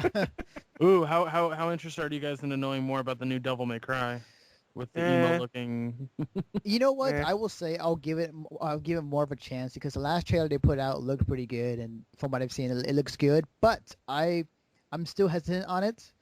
I think I'm gonna have to wait and see. I mean, like I'm on the fence. Like if anything, I'll still play the game, but like I'm just on the fence about it still. Uh, Yeah. Who's excited about Valve's announcement for their next trilogy Are they sequel? are they really making an announcement there at E3? They said they're going to announce a game with a 3 at the end of it. So it could be Team Fortress 2, Portal 3, Team Fortress 3, Literally every Half-Life 3. every IP that they have has had 2 games. Yeah. Yeah, it has. It has. I- But one of them's going to have a second sequel. So Yeah. But What? Okay, here's my question for you guys. okay. Now, aside from Half-Life 2 Episode 3, Mhm. take that out of the equation. What game do you think they're going to announce? I think it's going to be Portal 3. No, Portal 3. no, I think it's too Um, soon. I think it's too soon for. I Well, yeah, I agree with you, Ben, on that one. I think you're It's soon enough. I know. I thought about it, and I was like, I thought about it, but then like, oh wait, look at Left 4 Dead 2, and look how close that came out. How close those came out together, Yeah. yeah. well. Here's my theory. I'll go into this whole thing. It hasn't been 3 years since Half-Life, or not 3 years. Left 4 Dead 2 came out. Right. So I don't think it's Left 4 Dead 2 due to the onslaught of Oh, yeah. backfire they got from releasing. Yeah, I think that it's not going to be Half-Life 3 And or since not Portal Half-Life 3, came out but so soon recently, it probably won't be that either. right. I don't think that it's going to be. Hold on, let me pull up their thing real quick so I can kind of get a list of games that they've. Let's see, Valve. I mean, like, I'll like to continue your point. Like, I think what they're gonna probably talk about is they've already been talking about is the new Counter-Strike game. They've been showing off Counter-Strike Global Offensive. I think that they will showcase the things that they will showcase. Absolutely, Valve will be there for is the new Counter-Strike, Half-Life 2, Episode 3. I think they will show that. No, they're not gonna That- show that- it. I want to believe Greg, but I don't want to. Well, here's the thing. Do you know who Freddie Wong is on YouTube? Yes. Okay. Him and his buddy went to E3 last year. Mm-hmm. Valve had a booth that had gameplay from Half-Life 2 Episode 3 Ah. that apparently no one saw. Oh boy. So Freddy's They the only even- they- one. That's the best kept secret from E3 right Wow, there. if I you did think not about know it. that. Wow. Yeah, I'll try to find the video and show it to you guys because it really showed to me that like Valve wants to move on from that. They want to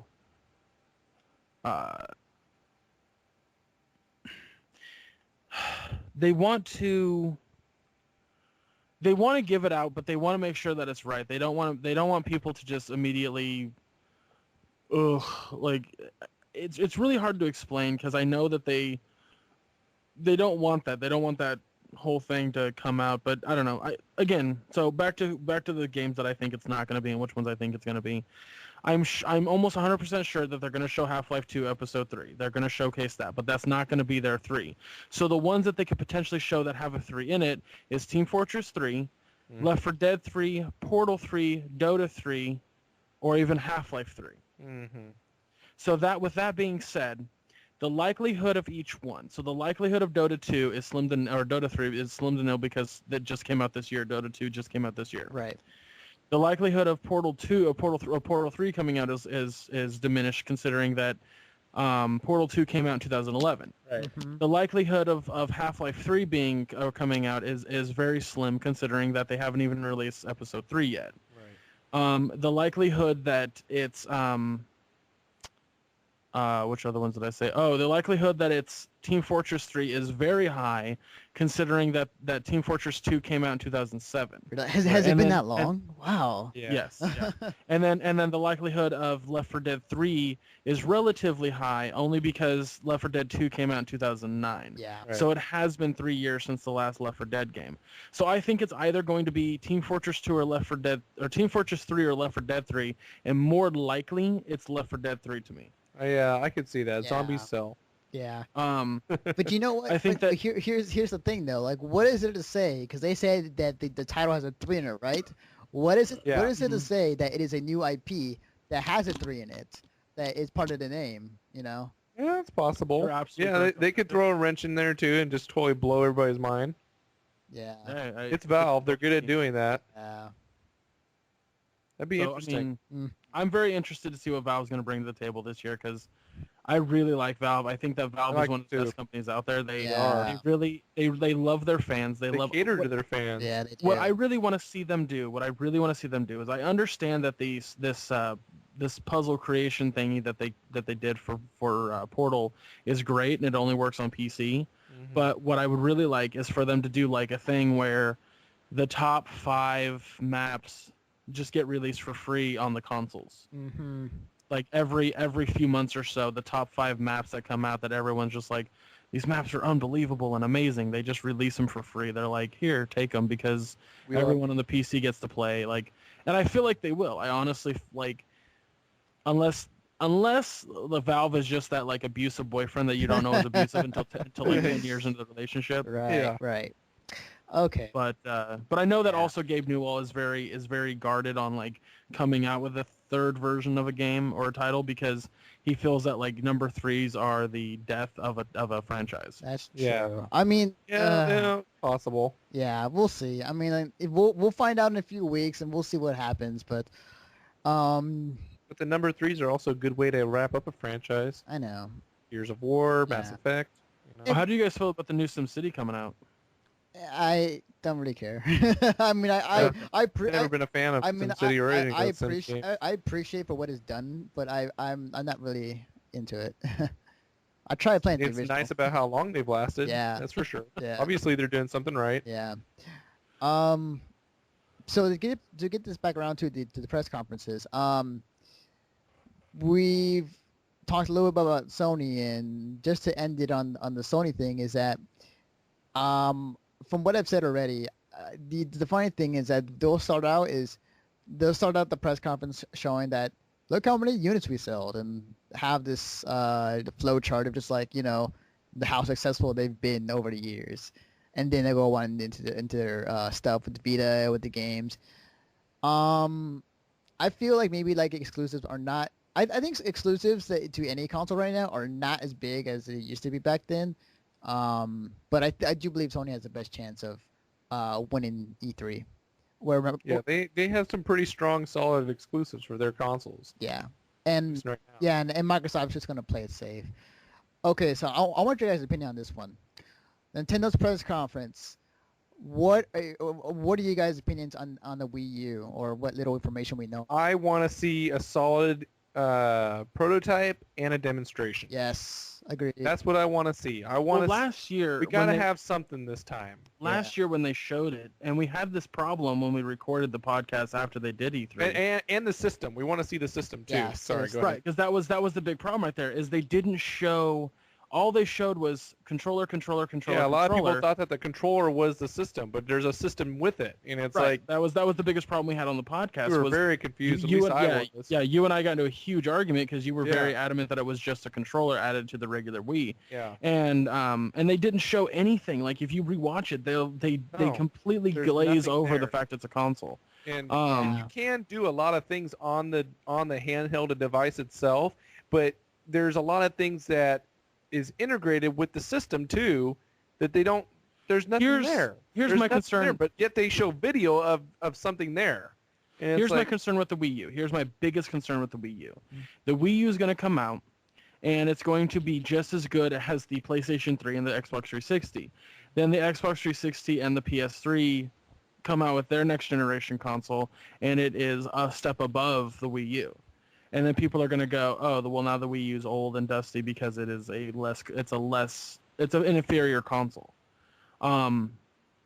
They've already come out and shown and like released the specs for the Wii U, or at least they were released or leaked or whatever. Mm-hmm. And the specs are very similar to the consoles that are out now. Right. So that means that clearly, like, it'll look good Yeah. because that's what we're used to. Yeah. But they're going to continue with the shovelware. They're going to continue with the easy games because the developers are used to those easy games. now. Well, here's the thing I will argue is that would be the case if it was still the Wii and the graphics that we know that has been over the years.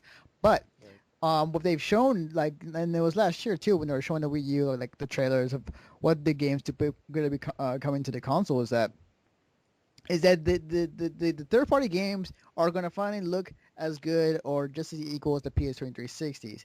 So it won't be much of a problem of graphics this time around. So How about this? Let me ask you this, and this is on what you were talking about.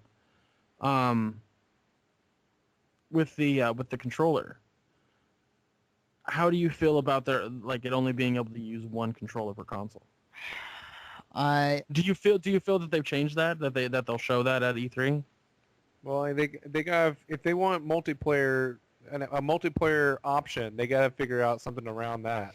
They got to be able to work two controllers into it somehow. They gotta really, yeah, they gotta. I mean, that's an important They part of got. gaming in general. I mean, and, like they really got to show more that you can use more than one controller because hasn't their like been their motto is that you get to play with others on the same console, that camaraderie, that friendship, and not online because like they were kicking and screaming like not wanting to do the online thing like Microsoft and Sony did, and they just finally like was it 2-3 years ago they finally did online, and like they really didn't want to because they feel like that was the main part of Nintendo was like there was more of a better gameplay experience of playing it with your friends coming over than online. Yeah. I like I kind of see where you're going with the whole the graphics thing. That I agree the graphics don't make the console good. I mean it doesn't showcase exactly what the like. It doesn't matter. The graphics are the least important thing you got to worry about when you're playing a video game. I mean, as long as you can see everything and everything looks clear, then you're okay. But at the same time, I'm looking at it from the standpoint of that's not what the consumers want. That's not what the people buy, video games for. My brother-in-law, he plays Call of Duty exclusively because it looks pretty. Yeah. And he can't wait for the next one because he's like, have you seen the graphics? And I think a lot of people out there are graphics hogs. They're graphics hounds. Yeah. And with Nintendo, all eye candy for them.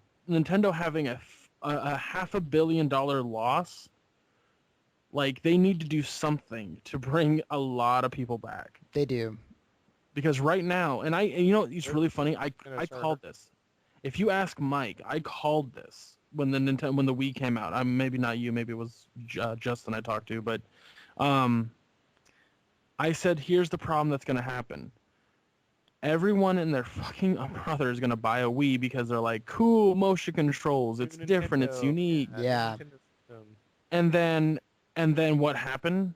I mean, it's collecting dust. Right. And then people didn't buy games for it. One thing saying something like this. One thing I had to deal with when I worked at Walmart consistently was them like, make sure you try to sell a game with a Wii console because they really want people to sell, or they really want to sell more games. They want to sell like they're like that was the bit like that was a huge issue was that games were just not being sold. People would. You there? Hello. Hello. Greg, are you alive? Can you hear me? Yeah, I can hear Greg you. fell off a cliff, everybody. But it's okay. Greg is alive. We had to perform. You God. don't know. He's on an expedition right now on a long trail. We had to perform but- CPR. Yeah, on a wounded deer. So it's That okay. hurt my brain. That hurt my brain so much. I Well, it's kind of like when you drop off a cliff and you don't expect it, and it's like, Right. Because that happens to everybody. It does. Right. Easy, But, you're okay. We're so happy you're alive But totally lost my train of thought. because I made it funny. With we were talking about. but that was where the Nintendo's loss came in, was the fact that people were like, I have my Wii. It sits on my shelf, collects dust. I have my 4 controllers. I don't need anything else, and I have the bowling game. That's all I need. I'll tell you this, Greg. If Nintendo doesn't do something to sell me on this Wii U, I don't need a tablet for something I don't even play anymore. Amen. Okay. Amen. Amen. And if they're just trying to sell me a glorified tablet with buttons on it, and it doesn't do anything different, it doesn't enhance my gameplay in any kind of way, it doesn't sell me, I'm not going to bite. I completely agree. I don't need a tablet for my video game, because that's what it is. It's a tablet with buttons. Yeah. Two joysticks and 8 buttons, and it's like I don't need all of that. Yeah. It's ridiculous. I honestly, I'm not sure what exactly Nintendo is aiming for because we saw like the controller, like it's a controller you can use, but you can also draw on it, and it's a tablet. Yeah. Because like, Stylus. What are they really aiming for? What audience are they looking for? Because like it's I don't know. I honestly don't know what their aim is. You know. I feel like what Nintendo's problem is. Nintendo is the kid at school that sees the rich kids come in like, oh yeah, that rich kid, he's got that newfangled cell phone over there. Mhm. Oh yeah, look at that rich kid, he's got that new video game system over there that that other company made. Or look at that kid over there, he's got those really cool headphones.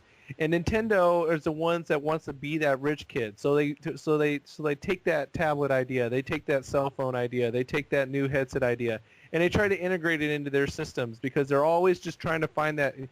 They're always looking for that demographic. They're not seeing.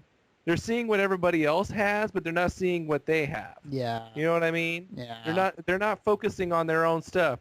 Tablet is the big thing right now, so they have to make a tablet for your system. Yeah. And that's not the way to go. That's not that's I mean, yeah, tablets do sell and they are being successful, but you've been around longer. You've been around longer Yeah. than the tablet. You've been around longer than the tablet craze and the smartphone craze. You've been around longer than that. Yeah. You know what you've been doing right for these last 50 years or 25 years, whatever. Don't just conform. That's what they are. They're a conforming company, and it's really, really kind of a drag. They have to be because the PS3 and the 360 have completely taken over the market.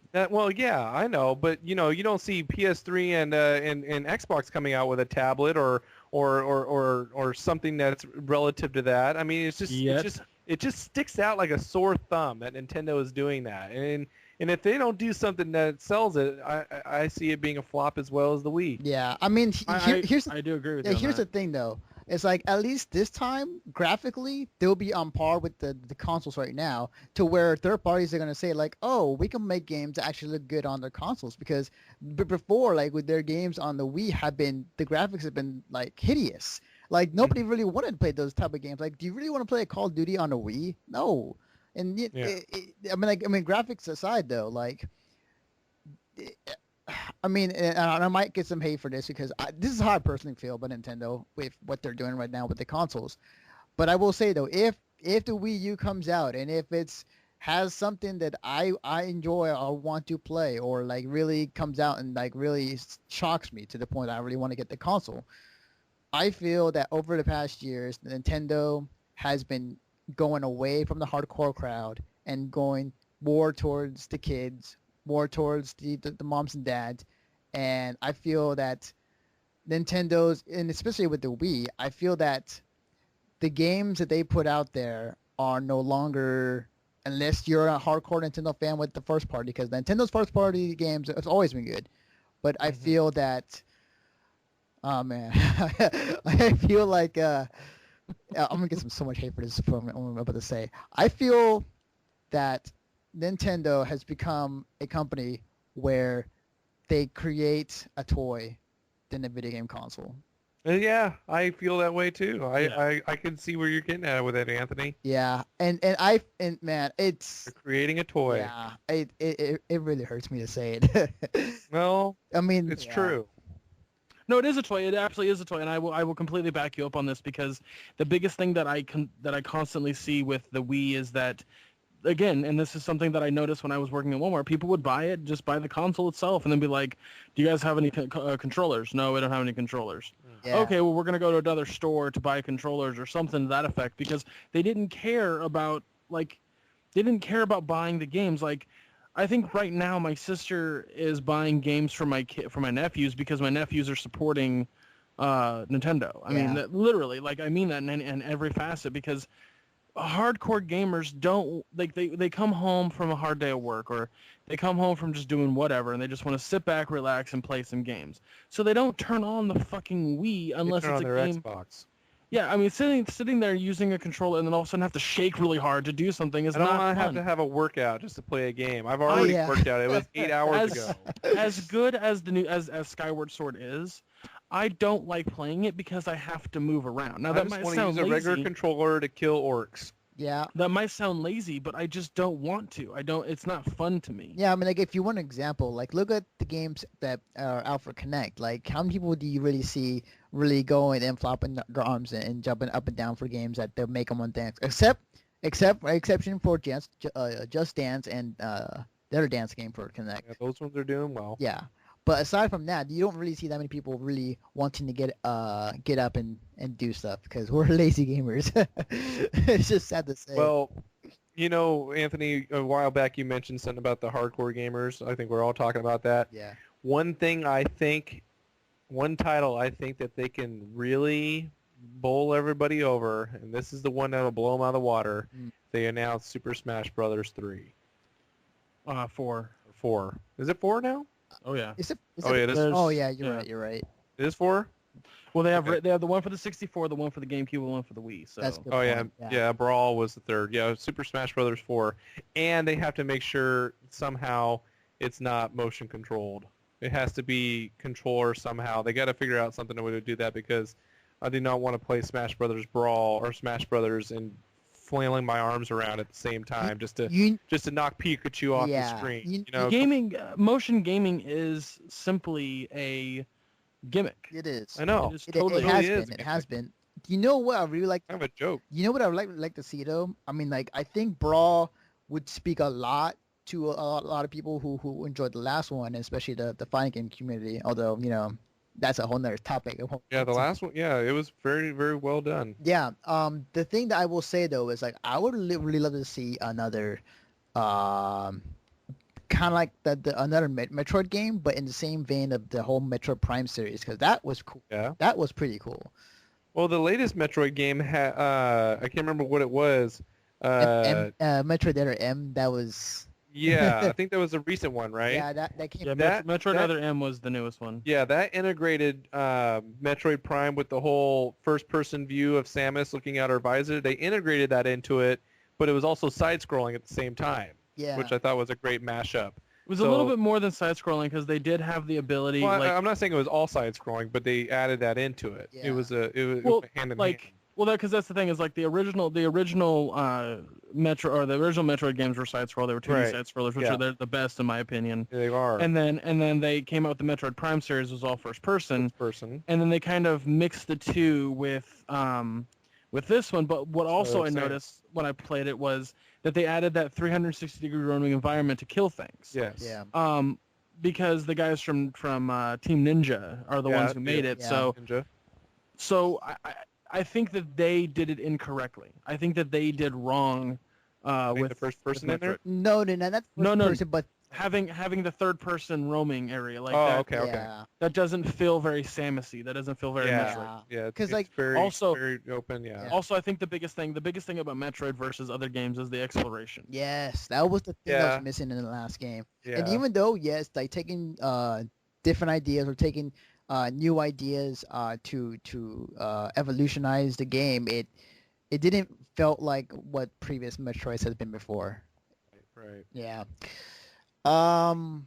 Basically, I'm agreeing with you, Mike. I'm just saying Yeah. it. Okay. So Okay. so is there anything positive that you want to see out of Nintendo aside from what we already kind of talked about? I want to see a new Star Fox. And I'm talking not to land on the planet and explore and get out of the ship. I want a full-fledged stay in the fucking ship, a new Star Fox. If they could take the route of something like Mass Effect, that would be great. Yeah. And I think that would be a great idea because you don't have to necessarily copy Mass Effect, but make it an RPG style, something along the lines of a Mass Effect where you have to make decisions in the game, they determine the outcome. If you're going to have planet exploration, do something like in Mass Effect. But, Star Fox can go hand in hand with Mass Effect because you got the aliens and you got the different planets and you got the space exploration. Right. All you need is the drama and you have to do it right. I would No, like to see something honestly, like that. I think I don't. I'll have to disagree with you on this one, Mike. And I do not want a Star Fox game that is space exploration. Because, like, okay, do you guys remember? But it already kind of is. You visit different planets in the system in Star Fox. It's almost like But that. the gameplay needs to be like Star Fox 1 and Star Fox 64. That's what I'm Yeah. saying. That's what I'm saying. But like the exploration. Oh, okay. I thought you were talking about like making it in the same vein that Mass Effect is that's you choose which planet to go to and then you go down and have a big old action sequence on the ground and well, like no, you already go to different planets in the game Yeah. anyways. But I'm just saying, like, you don't have to get out and walk around. Yeah, you can he's- you can fly on the planets like you did in the original game. He's but talking about the game that came out on GameCube, which I actually paid and download or Yeah, paid and played, and that was horrible. yeah. Where Okay. Fox got out of the ship and was walking Yeah. around and stuff. But it's like you already have characters in the game that are talking to each other. You know, you talk to Slippy, you talk to Peppy and stuff, and it's like you have those conversations going, but have control over what happens. Like if you need to have Peppy go fly over there and he gets killed, it has to have an outcome. I would like to see them do something like I that. would agree with that, but the problem is that I feel that the Star Fox franchise is very uh, less on the heavy and like more into the kind of fun, happy-go-lucky type of Yeah, game. I I know, mean like, but I mean I can't really take a humanized fox seriously.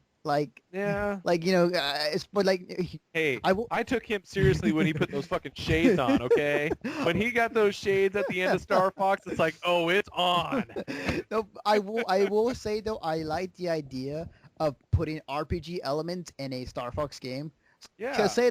say like you're in the galaxy and you get some minerals or whatnot, whatever the currency may be in the game after a level you beat, and then use those materials to buy new parts for your starship. Yeah, upgrade the R-Wing or something Yeah, like that. like that. Yeah, Like that would upgrade be the that weapon would be that'd be system. pretty cool. But a new Star Fox game would be awesome. I would love. I mean, like I'm. You know, not just flying through the ring and then you get upgraded shields. It's like I want upgraded shields all the time. I mean, upgrade system, purchasing system, something that's relative to what we see now in space fighters Yeah, added to Star Fox. yeah, That would be a fresh take on it. I think that would be something to see, or just at least a new Star Fox game in yeah. general. You know? Yes, and I would like to see. I mean, like here's the thing. Nintendo was gonna come out, and here's what they're gonna do. They'll talk about the 3DS. They'll talk about how Yep. many units they sold, what's coming to 3DS, what they're showing, which is cool. Which I can, it can be cool. I can agree. Like mobile stuff or I hope they yeah. talk about a price drop because that needs to happen. Do you really do you really think that, Hmm? do you really think that they need a price drop on 3DS? I mean, Well, they even when it launched, it was what 400 something, wasn't it like 450, 500 something before, and no, then they dropped it like a month it later. was around 250. I think it Was was. it 250? Yeah, yeah, Okay, because I think you're mixing with the Vita, because the Vita was like around that price for like a okay. 3G version and a wireless version. But A yes, small price drop wouldn't be too yeah, bad. it wouldn't hurt. I agree. The 3DS, and actually, I think I heard it's actually done better than it did launch. Yeah, It's just the problem is that there wasn't that many games for it. So I think there'll be more emphasis on 3DS games in this press conference than there was and before. they're gonna probably talk about Pokemon Black and White Oh too. yeah, that's a definite yes. Yeah. Pokemon will be a big thing Oh, to talk about. definitely, definitely. Um, but yeah, I do believe they will talk about the 2DS in the lineup of games that they'll have, and then they'll probably. What I really want to see is a new IP. As much as I love playing Mario, Luigi, and all the other cast from the original Nintendo that brought over the years, Franchises, yeah. I really want to see what they can do with a new IP, because like I can't think of them like always depending on Mario every year for a new game to sell them. For a cell, Yeah, yeah. because like eventually people are gonna get tired and of the same character in whatever game you put him in, and I really hope I really want to see a new IP. Just Yeah. something, anything really. Put Yeah. put a raccoon in the game. I don't care. It's just interesting. Like I'm always interested. Like, is Nintendo ever thinking about something like that? Like, how do we develop a new character? How do we sell it? It's like it's hard to do because Nintendo has a handful of their franchise characters, and they hardly ever change. They're always the same looking Yeah. character. It's like how do they like sit down and really think about, because you don't see it happen very often. I mean, yeah, Nintendo is able to, it does happen because we have Wario and we have Yoshi and we have Daisy and all these other characters, but it's like it's just interesting how they think about ways of working those characters into the game. And the crazy part is people have been buying the same or the same characters but the different games for the past what? Ever since Super Mario ever came out. Almost like 50, 60 years, Yes. 70 years now. It's Yeah. insane. And they'll keep doing it until, Yeah. until people, And get then tired of people will always want new stories for those characters. it. Yeah, yeah. That's why we got a new Legend of Zelda game, and that's why we'll probably get another Kirby game, and Yeah. it's just an ongoing thing. Yeah.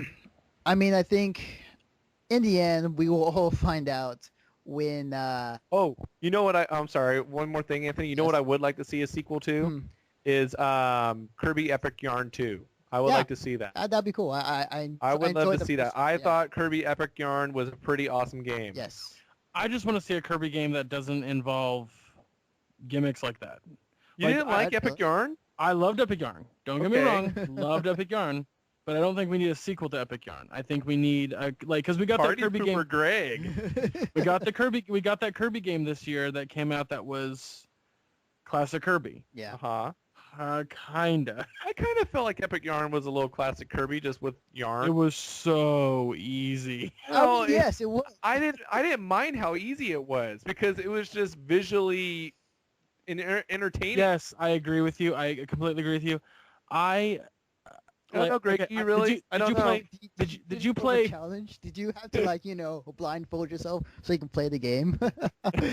I'm gonna play off of my sight Pretty and my fucking much. my fingertips here. I'm gonna just blind. I'll put it this way. I'll put it this way. Did you guys ever play? Sorry, Did you guys ever play the new Kirby game that came out? I don't think I did. Hold on, I'll look it up. Hang on, 2 seconds. 2 seconds. Isn't it Dreamland? Oh, wait, right? Yeah, it's that one game. It's that one game where it's a classic Kirby. Yeah, it went back to Dreamland and everything. Yeah. wasn't Yeah, it? you could play. That's right. It was. Yeah, thank you, Mike. It was. I reviewed it on TFAP. Yeah, it was Return to Dreamland. Yeah, Return to Dreamland. I Yeah. was right. Loved Return to Dreamland. Why? Because it was effing challenging. But it was all like classic look but just with the 3D graphics, right? Yeah, and you could play as Graphics. 4 characters altogether. Nice. I totally forgot about that. I need to. Oh yeah, was- kind of like with the new Super Mario Brothers. Yeah, Yeah. 4 It was characters. fun, but it was tough. Like that last boss, I didn't think I was gonna beat. I think I had 2 Wait, lives. wait. Was it King DDD? No, Just because kidding. he's one of the characters you can play as. Oh, okay. But no, I didn't know that. that game, Mike, needs a sequel, not Epic Yarn. Well, I'd say why not both?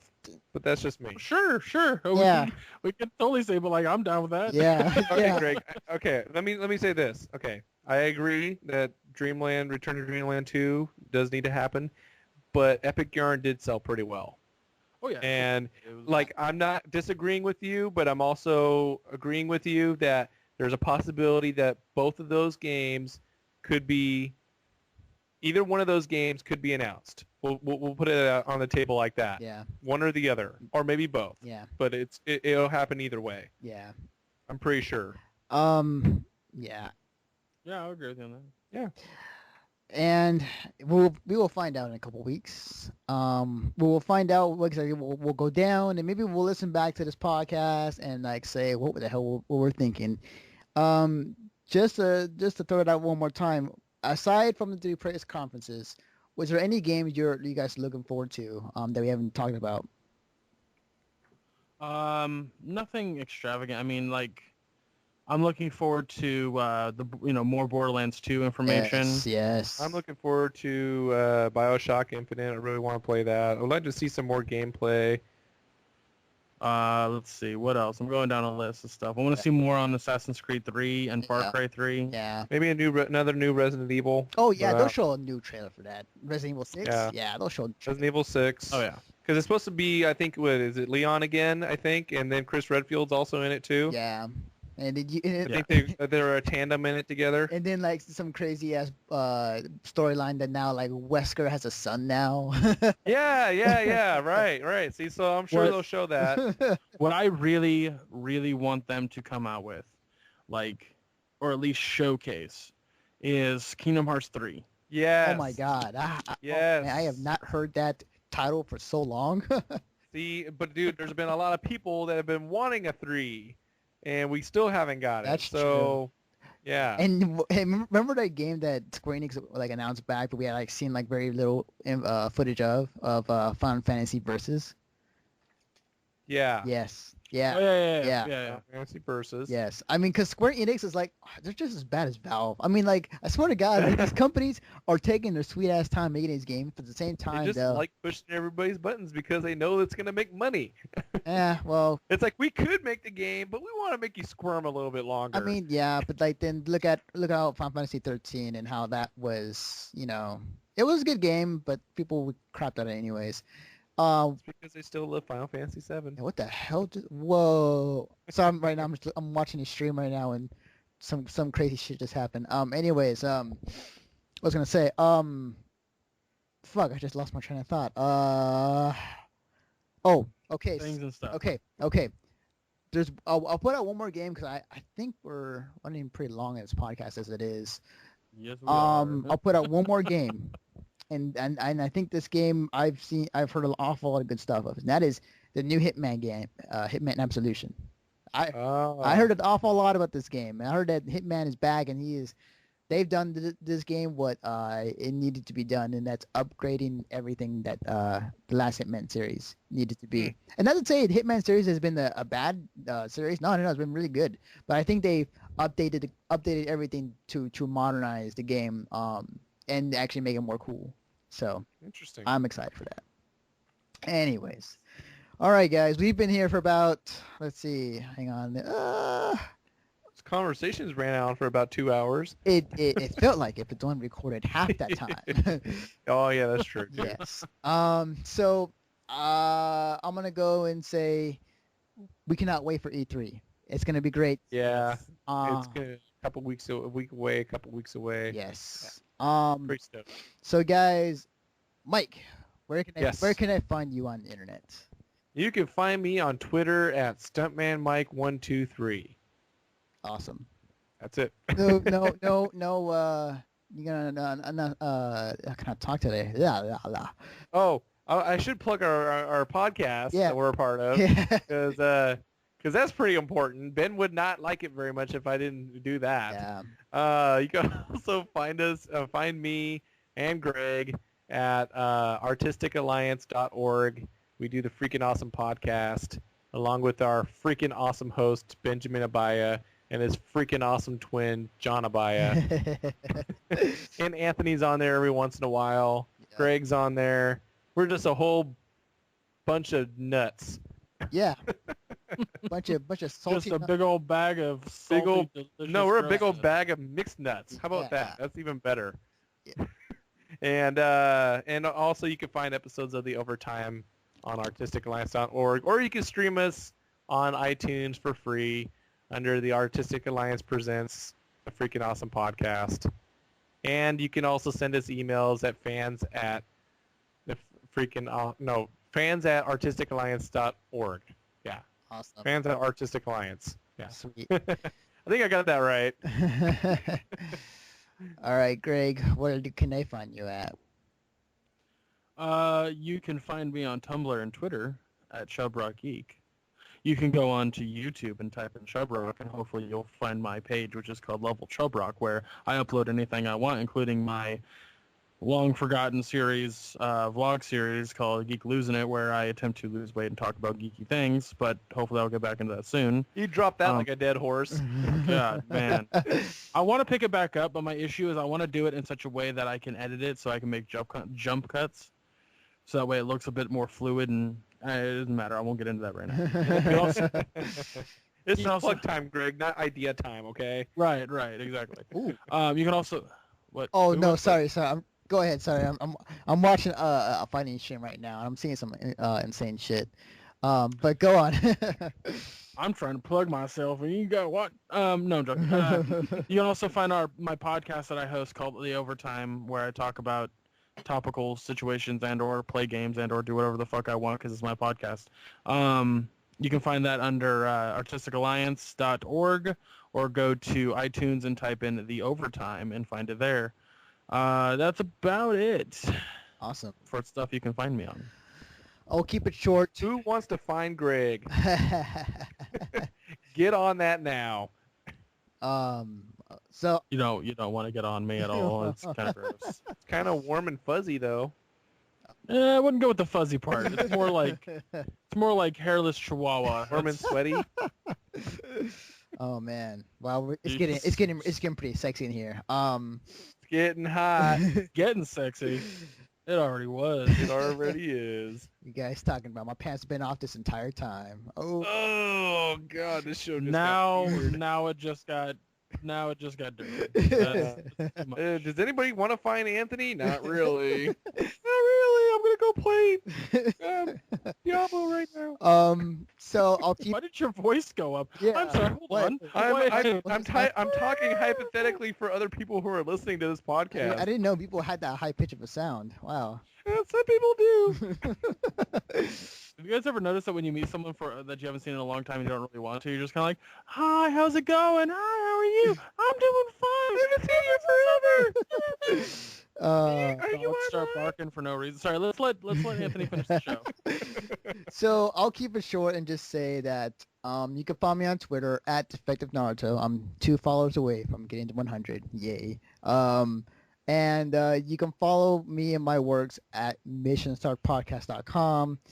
All the information about Twitter, Facebook, YouTube, everything you want to know about where we're at in the social media aspect is on my website because I don't feel like saying, all the other shit.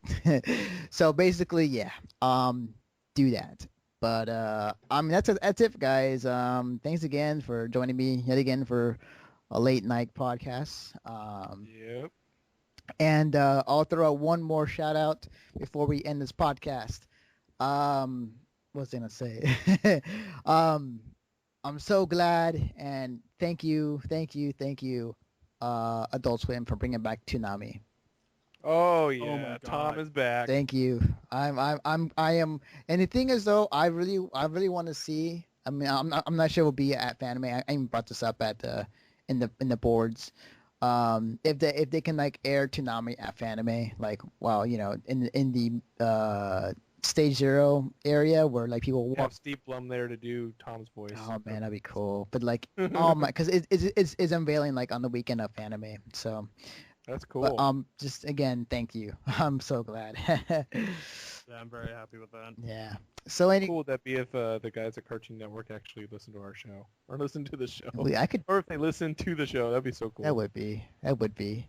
But anyways, thanks again, everybody, and we will see you next time. Bye bye.